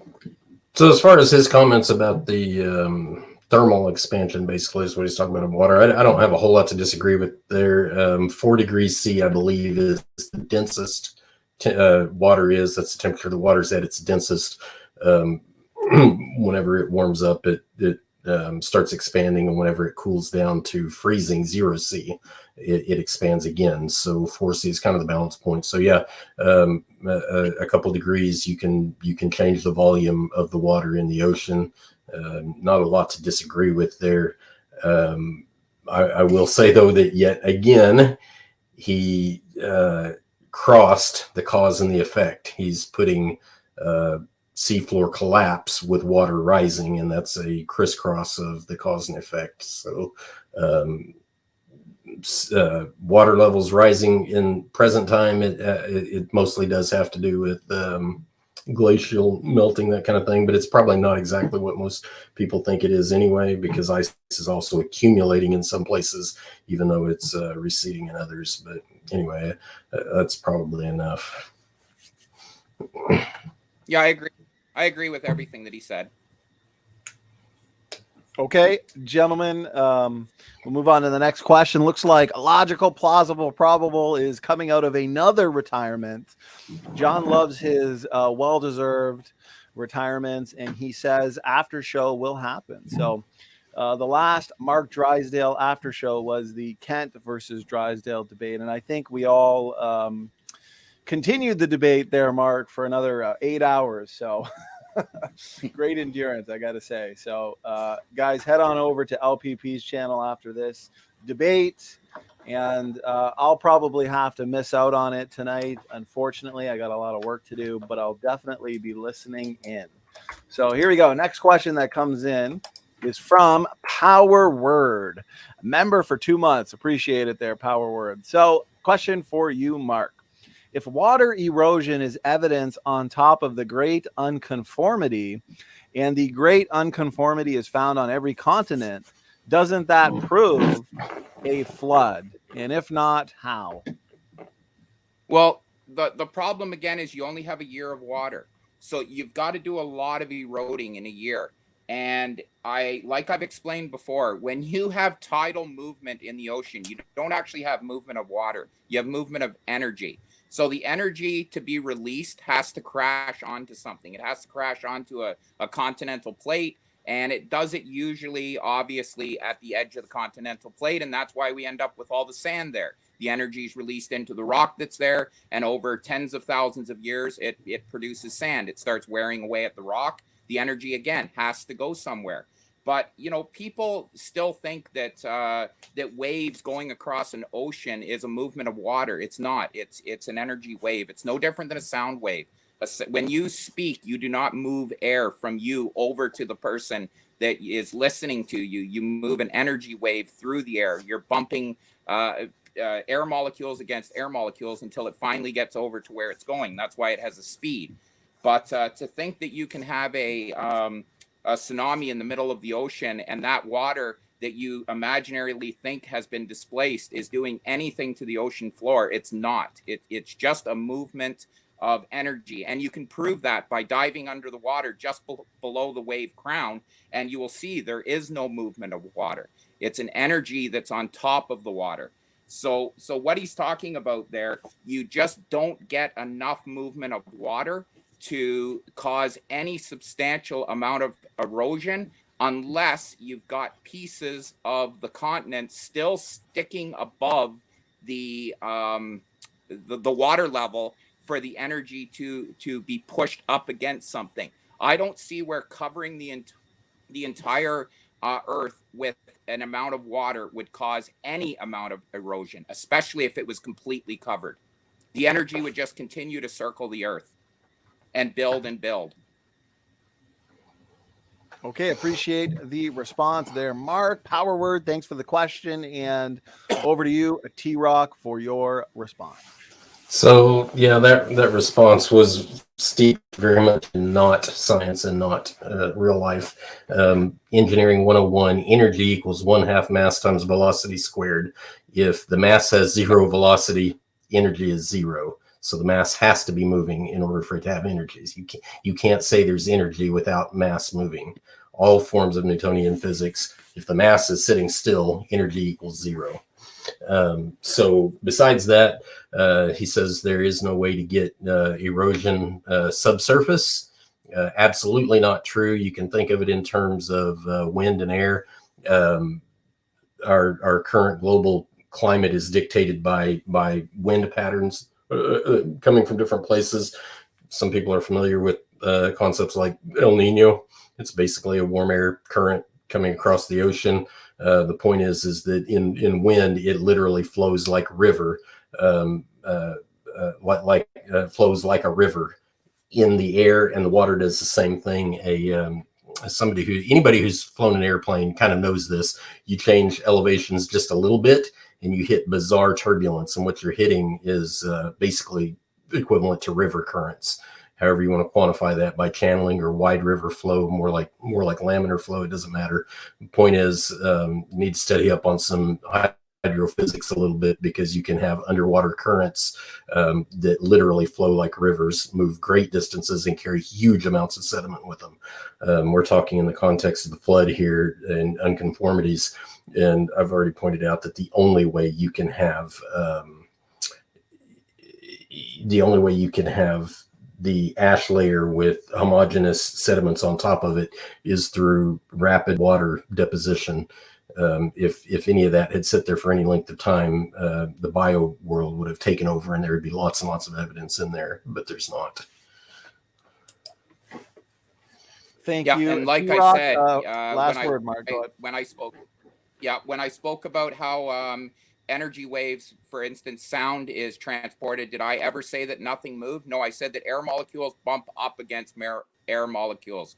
But when you talk and you scream to somebody across the road, no, you are not moving the air from your mouth over to their ear. Just like when there is a subduction of a plate and you get a tsunami, the water where the plate dropped is not the water that crashes onto shore. It is a transfer of energy through the water until it gets all the way out to where it finally crashes.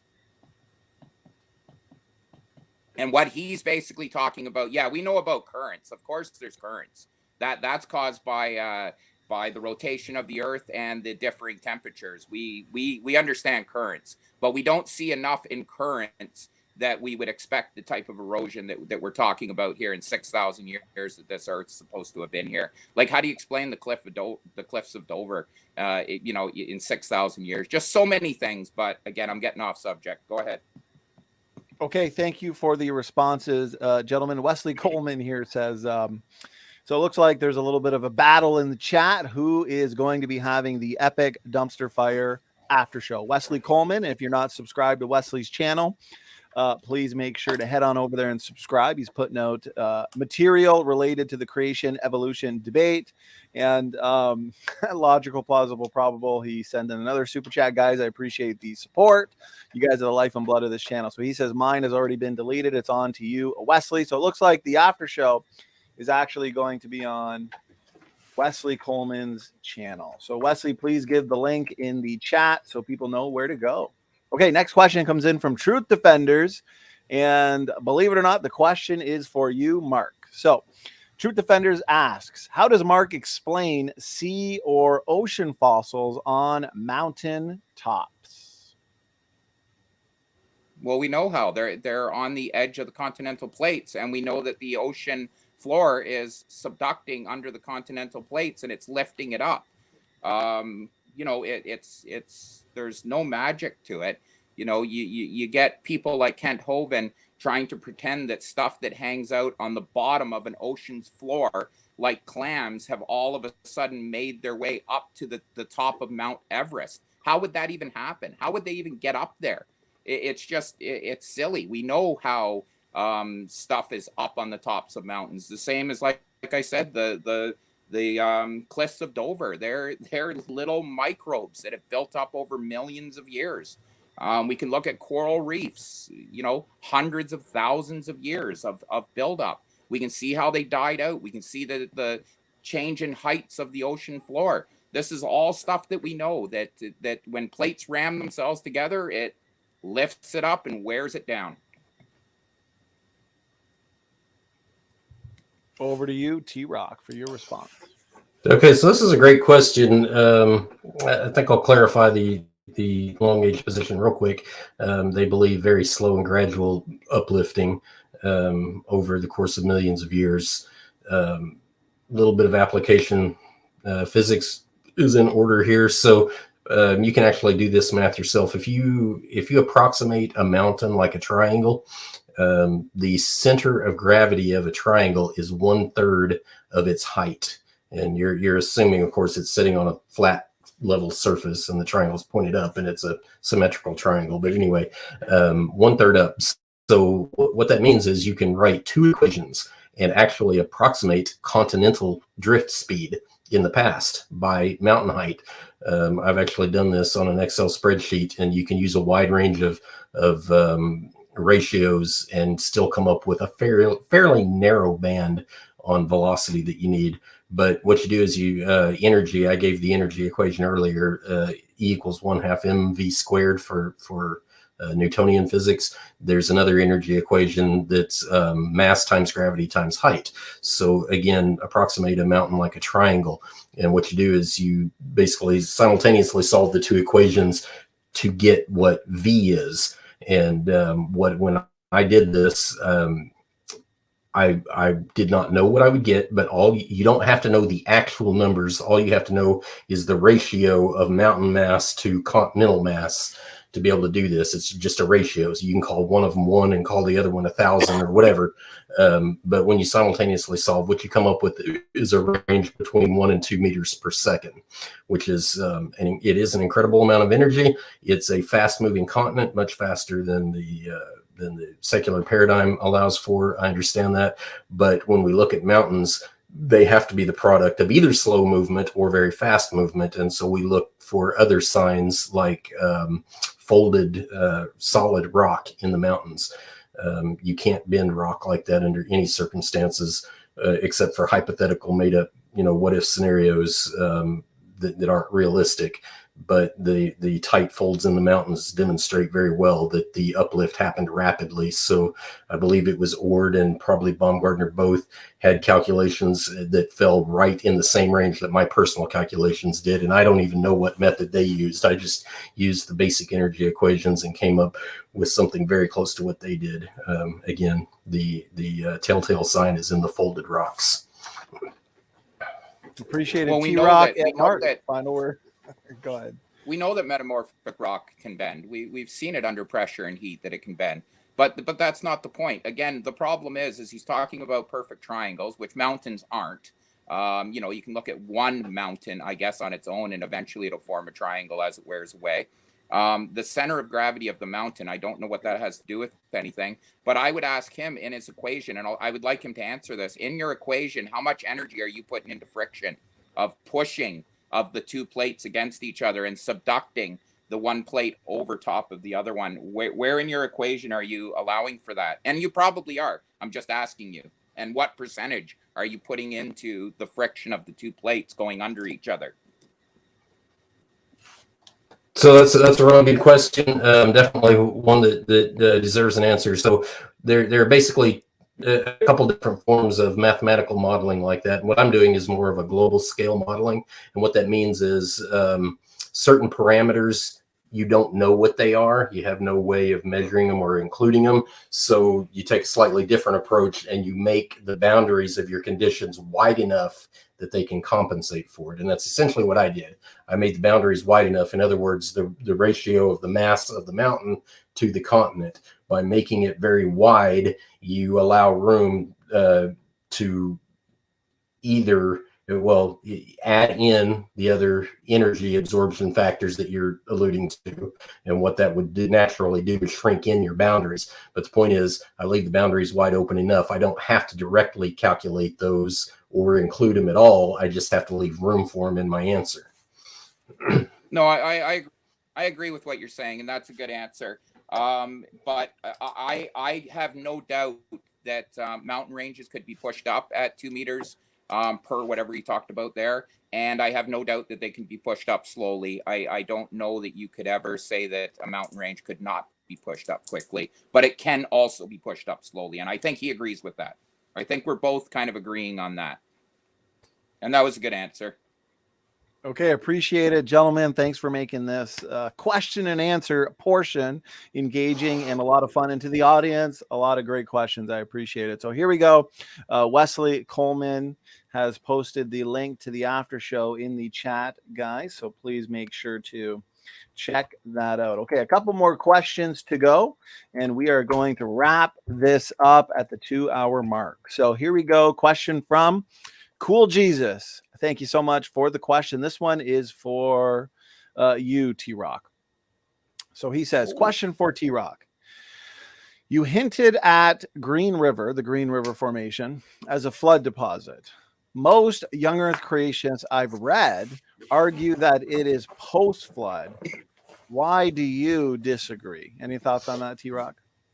Yeah, so Green River Formation, I'll be perfectly honest with you, I don't know a huge amount about it, except that it is a very big bone bed for aquatic animals, and so the whole flood boundary thing. Here's what I do with it: wherever you're standing, wherever it is on the planet that you're standing, look at the ground beneath you.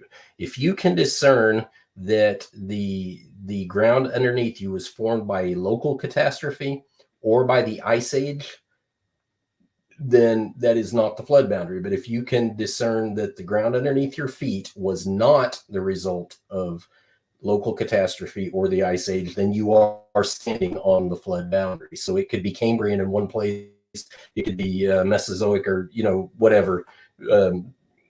Doesn't matter. It can be anywhere in the geological column, because Cambrian layers appear at ground level in some places, and other places, of course, you have Pleistocene and whatever way above it. So for me, the flood boundary is where you cannot discern local catastrophe or ice age. And so as far as the Green River Formation goes, I perceive it as a large scale, a very large scale water catastrophe. So I naturally associate it with the flood itself.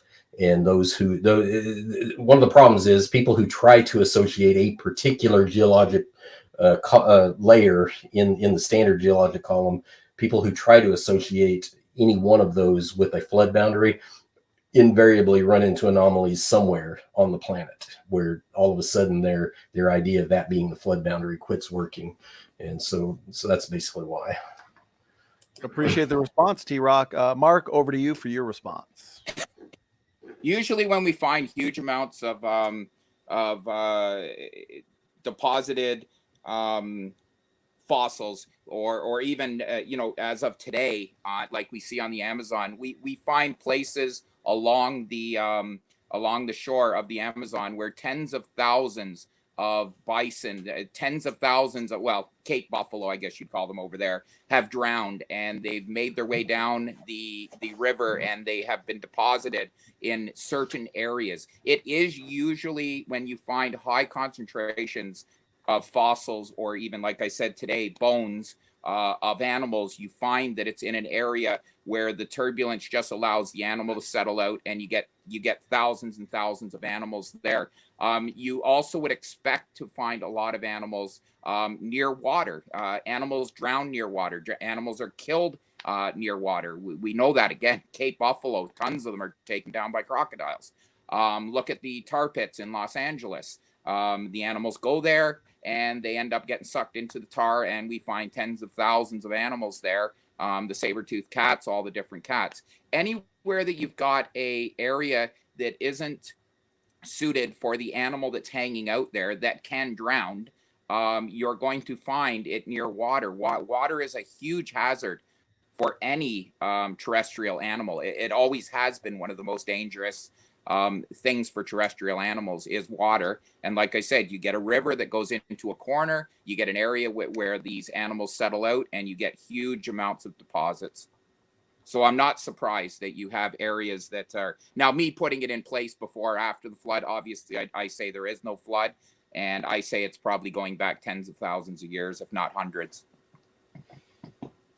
Thank you, Mark. And TRock, you get the last word this time, so go ahead. Okay, so it is a very fair point about, you can have quote unquote large scale water catastrophes besides the flood.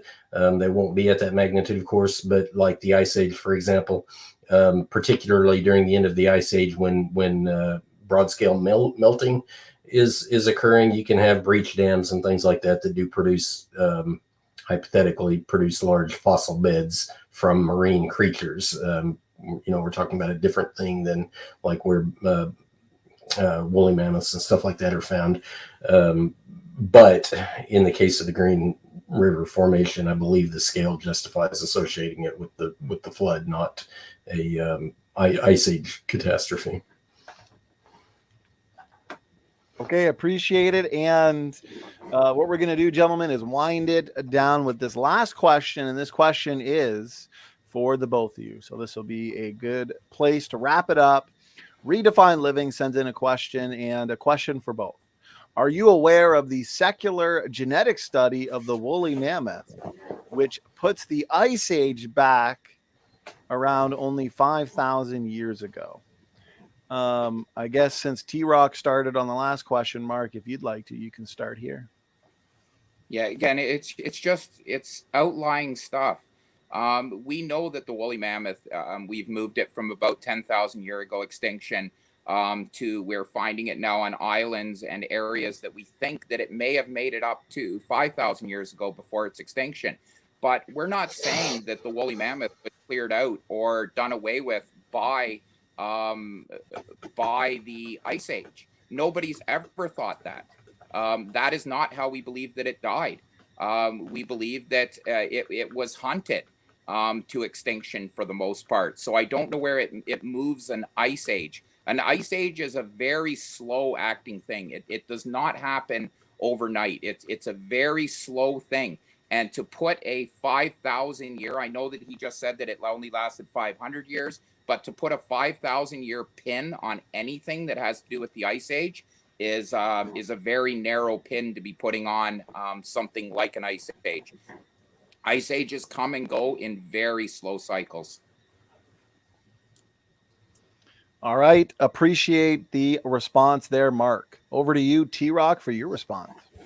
Okay, so am I familiar with the secular genetic study? I am vaguely familiar with it. Yes, there's basically they're putting a mutation clock together on woolly mammoths, and so the 5,000 years it falls within range of the flood by approximately 600 years. To me, that's nothing but good news, because the thing about mutation clocks is they're like some of the other clocks, the Ice Age clock that Mark alluded to. Those are actually variable rates. There's not a fixed rate. The best you can do in mutation modeling like that is to assign an average rate. But mutations can come and go very quickly. I would submit that mutations in general, and I'm using the term mutation very loosely here, adaptive changes in the genome through epigenetics and things like that. Anyway, the point is that I think they're much more rapid whenever climate changes quickly. That's a whole other discussion on effects of temperature on biomolecules and other non-bio materials. But Ice Ages do not happen slowly. Some of the mechanisms alluded to earlier, carbon release, or carbon dioxide or carbon monoxide, either one release. That's a very weak greenhouse gas. The Ice Age in the biblical time frame has a really good mechanism, that is the warming of the oceans, producing evaporation, cooler summers, and warmer winters where you get heavy snowfall. If snow accumulates 2 feet a year for 100 years, well, now you've got 200 feet of snow. That's an ice age. Totally possible whenever the oceans are warm. Totally not possible by any proposed mechanisms that the secular science has. So yeah, the 5,000 year date assigned through mutation rates, a little bit of tweaking on your understanding of how mutation rates can go up and down in big spikes, and you can get an answer that perfectly matches the global flood timeline. Thank you, TRock, for your response. And that concludes. I'm sorry, go ahead, Mark. Oh, do we get to respond? And then he can respond. I'll just do a short one. Sure, yeah, it's called an ice age for a reason. It's not snow. It's highly compressed snow. It's ice. It's stuff that can grind away at rocks. Yes, it is a fairly slow process.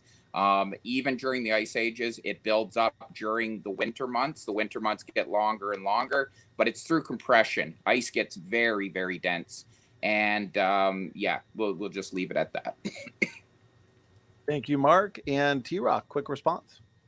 Yeah, not a whole lot to say there. The problem with the slow idea is that you have to have a mechanism for it, and the secular science community does not have a viable mechanism for an ice age, and it does not have to happen near as slowly as what was alluded to. When you look at things like the Ring of Fire, you can see the mass heat dump into the ocean, raise the average ocean temperature by 2, 3, 4 degrees C. You have a perfect recipe for sending a lot of evaporation into the atmosphere. And when you send a lot of evaporation into the atmosphere, you get a lot of snowfall, icefall. Again, not just snow. It can also be sleet and hail and that kind of thing. And so the dense snow that was talked about is a product of the overburden. So it's perfectly natural to get very heavy snowfall from warm oceans that builds up a lot of overburden and packs the snow underneath and gives the impression that you've got layers that you can count. But again, the secular paradigm needs a viable explanation, and they don't really have one. Okay, appreciate that final word. If I can have 2 seconds, I forgot to say something. Just 2 seconds. All these woolly mammoths that we find frozen in the north, they didn't drown. We don't see signs of them drowning, and he's welcome to do a 5-second rebuttal to that. We don't find them drowned. Sure. They're not drowned. They're in very good shape. They're frozen in great shape. We can look at them. They didn't drown. That's because they're part of the ice age, which is post-flood, not the flood. They're not supposed to drown. They're supposed to be buried in ice.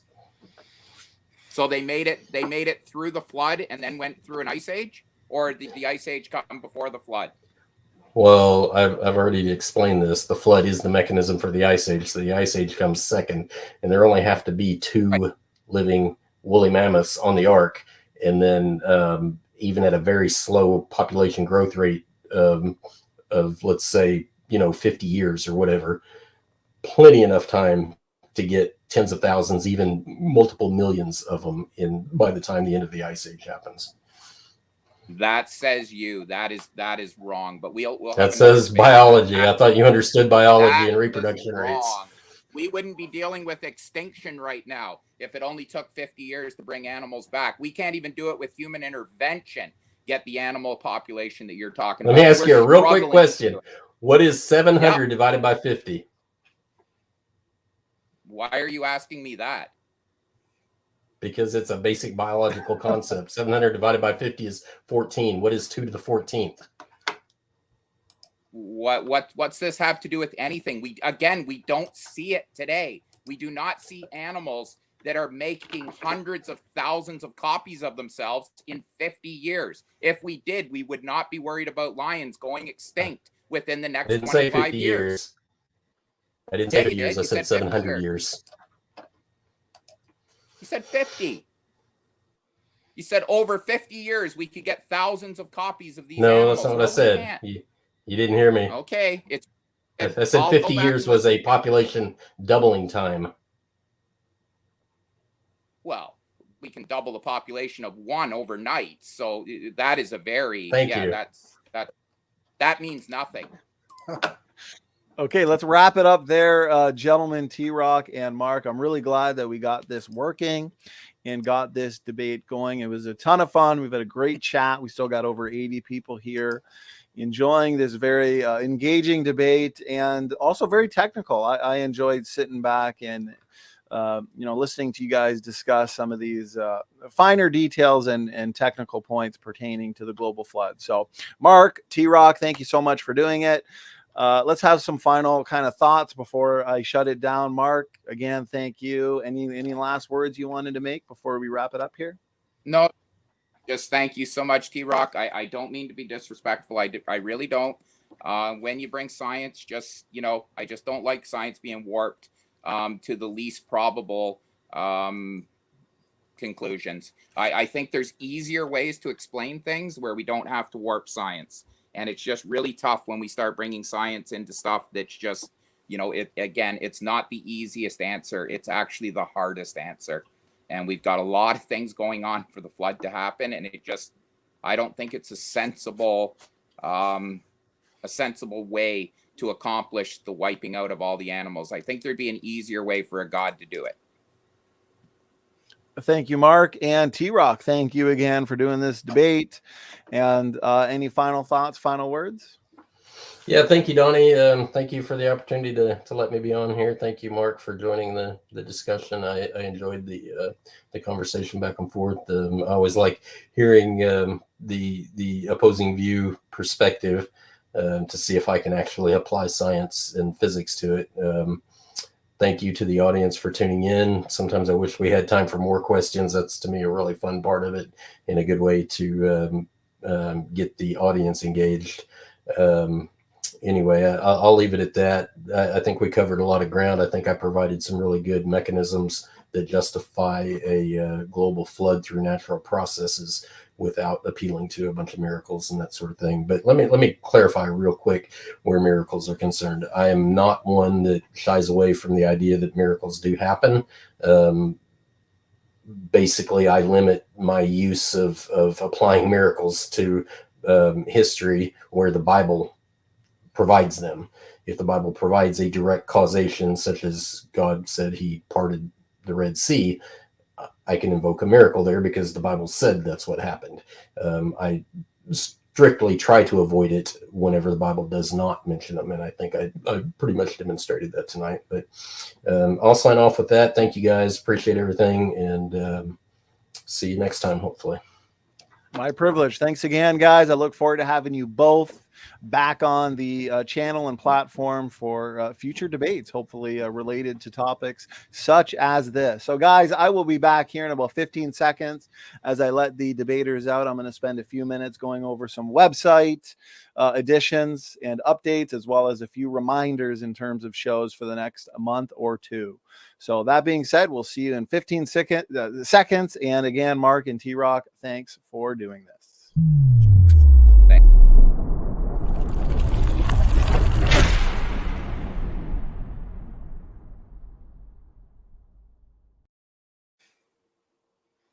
All right, I am back, and everybody, thanks so much for being engaged in this important debate. We had a ton of fantastic questions, and again, I'm really glad that we got this debate going and got this debate to work because it was a ton of fun. So that is another one in the books. We are close to hosting now 180 debates on all sorts of topics. So if you are new to this channel, we are close to hitting 10,000 subscribers. So please make sure to hit the subscribe button, share around the content, and check the debates hosted by Standing for Truth playlist on the channel. Also, check out the website, and you can find debates on all sorts of topics: theology, soteriology, creation, evolution, philosophy, morality, nature of God, you name it. So that being said, I did want to go over a few reminders, though, for everybody, as we have plenty of more debates for you. I've announced this one a couple times.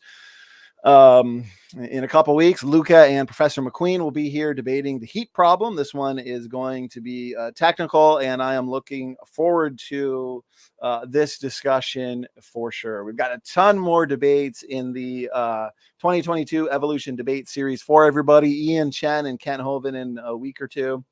Ken Rock and Dr. Dino, the sequel. That's going to be a ton of fun. On the 14th, we've actually got Dr. Jerry Bergman back here. He was here last month. Him and I had a discussion. He also gave a presentation on human evolution, apes as ancestors. So a month really does fly by. He's going to be here again for May, and this time we're going to be focusing on Neanderthals. He's going to be giving a must-watch presentation. And of course, we're going to have a discussion as well. Also, if you have not yet seen the conference, the Flood Boundaries conference that we put on with the creation research team, John Mackay, the creation guy, Joseph Hubbard, please check that out. I've also got it up on the website. I'll show you guys that in just a second. You can find day 1 and day 2. You can find these videos on the channel, but we also just put out the full conference in one video for people who prefer that. So the full conference, about 5 hours worth of information pertaining to sediment formation, flood boundaries, pre-flood and post, sedimentation history and theory. And we were very interactive with the chat during that conference. So please make sure to check that out. Kent and Arun Norderhog, this one's going to be epic. This one will be in May, the end of May, I believe the 27th. And there's a YouTuber named Planner Walk, I believe is how you say it. And him and I are just in talks right now. He's going to be debating Kent as well. That'll probably be for June. I've got May pretty well booked. I've got a couple more interviews and presentations that I'm working on currently with fellow young earth creationists who I am going to be setting for May, and then we're kind of working on June and July at this point. For June, we actually are going to be having Professor David McQueen debating again. I believe this will be his 7th or 8th debate. So he's had quite a few formal debates now. He's going to be debating Snake Was Right, Taylor Gray. They're going to be having their chapter 2. And this debate is specifically going to be on the fossil record, best explained by an old earth or a young earth. So that'll be in June. And in May, he's debating Luca Medugno. Now, what I've pretty much been doing full time for the last month is the endogenous retrovirus handbook. We've already got the cover going, and Benjamin did a fantastic job as he always does. And it's coming along greatly. I'm pumped for you guys to see it. I'm telling you, this gives the fatal blow to endogenous retroviruses, as well as just common descent in general. Because in refuting and doing all the research that I've been doing on endogenous retroviruses, in refuting endogenous retroviruses, we also have amazing confirming evidence for biblical ancestry, the biblical model of ancestry. So I am about, I would say, 60% done. And so the goal is by June, a June 1st release date. So writing a book, doing the research is pretty much a full-time gig. We have Matt, who's also working on a book. And the second this book is done, I'm going to be back on the Human Evolution Handbook, which I want to have released in September. So if you are interested in becoming a financial backer or a full-time supporter of Standing for Truth Ministries, please consider checking us out on Patreon. We've got a ton of exclusive Patreon material for everybody. And for as little as $1 a month, you can actually become a Standing for Truth financial backer. So that being said, I do want to share screen before we wind it down here and head on over to Wesley Coleman's channel for an after show. So the web designer did just finish the last batch of updates for April, and the website's looking great. So if you have a look at it, if you're new to the channel and you're looking for answers to common challenges, questions, you're interested in certain debates, videos, articles on a number of different topics, then please check out the channel. We got a ton of content here. Right on the homepage, we've added a few presentations. For example, Matt and I, a month or two ago, did a very comprehensive presentation discussion on Neanderthals. Dr. Jerry Bergman, of course, Michael J. Ord, who's been on here now about 7 times. And we're hoping to have back on soon in the next couple months. We also did a program the other day, Defending the Trinity with Anthony Rogers. So we want to give you a good diversity of topics on the website: theology, soteriology, creation, evolution, age of the earth. The website can also take you right to our store. Okay, Creationist Clothing Store, where you can find our books, our mugs, the new Evolutionist Tears mug, which a lot of people are getting a kick out of. And without even having to go to any other side pages within the website itself, we've got right on the main page answering common questions and refuting arguments. So you can go here, and these are your most common kind of questions, challenges, right? Dinosaurs in the Bible, lies in the textbooks. Is there evidence for design? What about radiometric dating? Junk DNA? Is the New Testament reliable? Is God morally right or morally wrong? I had Dr. Frank Turek, world famous Christian apologist. He's been a huge blessing. I had him on about 8 months ago. And so we had a fantastic discussion where I was able to ask him a lot of these important questions. That I would say he's the go-to guy for those kinds of questions and getting answers for those questions. So I've broken those up into clips for people to check out. We've also had some very interesting debates so far in 2022. The Genesis flood debate, Professor David McQueen and Dr. Jason Torn. That was a ton of fun. Chris Dade and Dr. Shabir Ali debated, does the New Testament teach that Jesus is God? We've got some programs on dinosaur soft tissue for you, the global flood, and programs, of course, on origin of life, abiogenesis, junk DNA, age of the earth. We've got it all for you guys. So if you scroll down to the bottom, we've got some soteriology debates as well. Dr. Leighton Flowers and CJ Cox, they debated total inability. That was a ton of fun. I've had a few debates of my own on that topic. And of course, the endogenous retrovirus handbook coming soon. Also, make sure to check the event section as well, guys, because some past events that we have hosted, if you're new to the channel, you may have missed them. So in the event section, you can find them here. Defending Genesis Conference. This is a conference we hosted in 2021. We had Michael J. Orr, Dr. Diane Eager, John Mackay, the Creation Guy, Joseph Hubbard. This one was extremely thorough and informative. So you can check that out on the website. We also did a Christmas special, 2021. Myself, Matt, Dr. Ken Hovind. That was a ton of fun. We had a presentation, some audience questions as well. Then, of course, we had our Flood Boundaries Conference here in 2022. You can find day 1, day 2, and of course, our upcoming projects here that when you become a financial backer for Standing for Truth Ministries, you help us continue doing this essentially full time, being able to, there's just not enough hours in the day, and we do have quite a few projects. So the Human Evolution Handbook and the Endogenous Retrovirus Handbook. Debunking Dawkins, we do have the official trailer for it, and we are just trying to find the time and support to complete that project, of course. And we partnered in 2021 with Creation Research, the Creation Research team, on the epic new film Genesis, which will be released at some point here in 2022. And we do have the official trailer up for people to check out. That was done by Sam Jenkins, and he has done some fantastic work in terms of editing. So if you do want very specific answers to certain questions and topics, check out the video section. And we got a ton of different categories for you, from ancestry to design to geology to the evolution debate challenge, all the way down to Christian apologetics and soteriology. So that being said, if there's a certain topic that maybe we haven't really covered and you'd like to see us cover, or even a debate that you'd love to see on the channel as well, then we do take your input seriously. You guys are the life and blood of this channel, so we want to hear your recommendations, your suggestions. We want to hear what you have to say.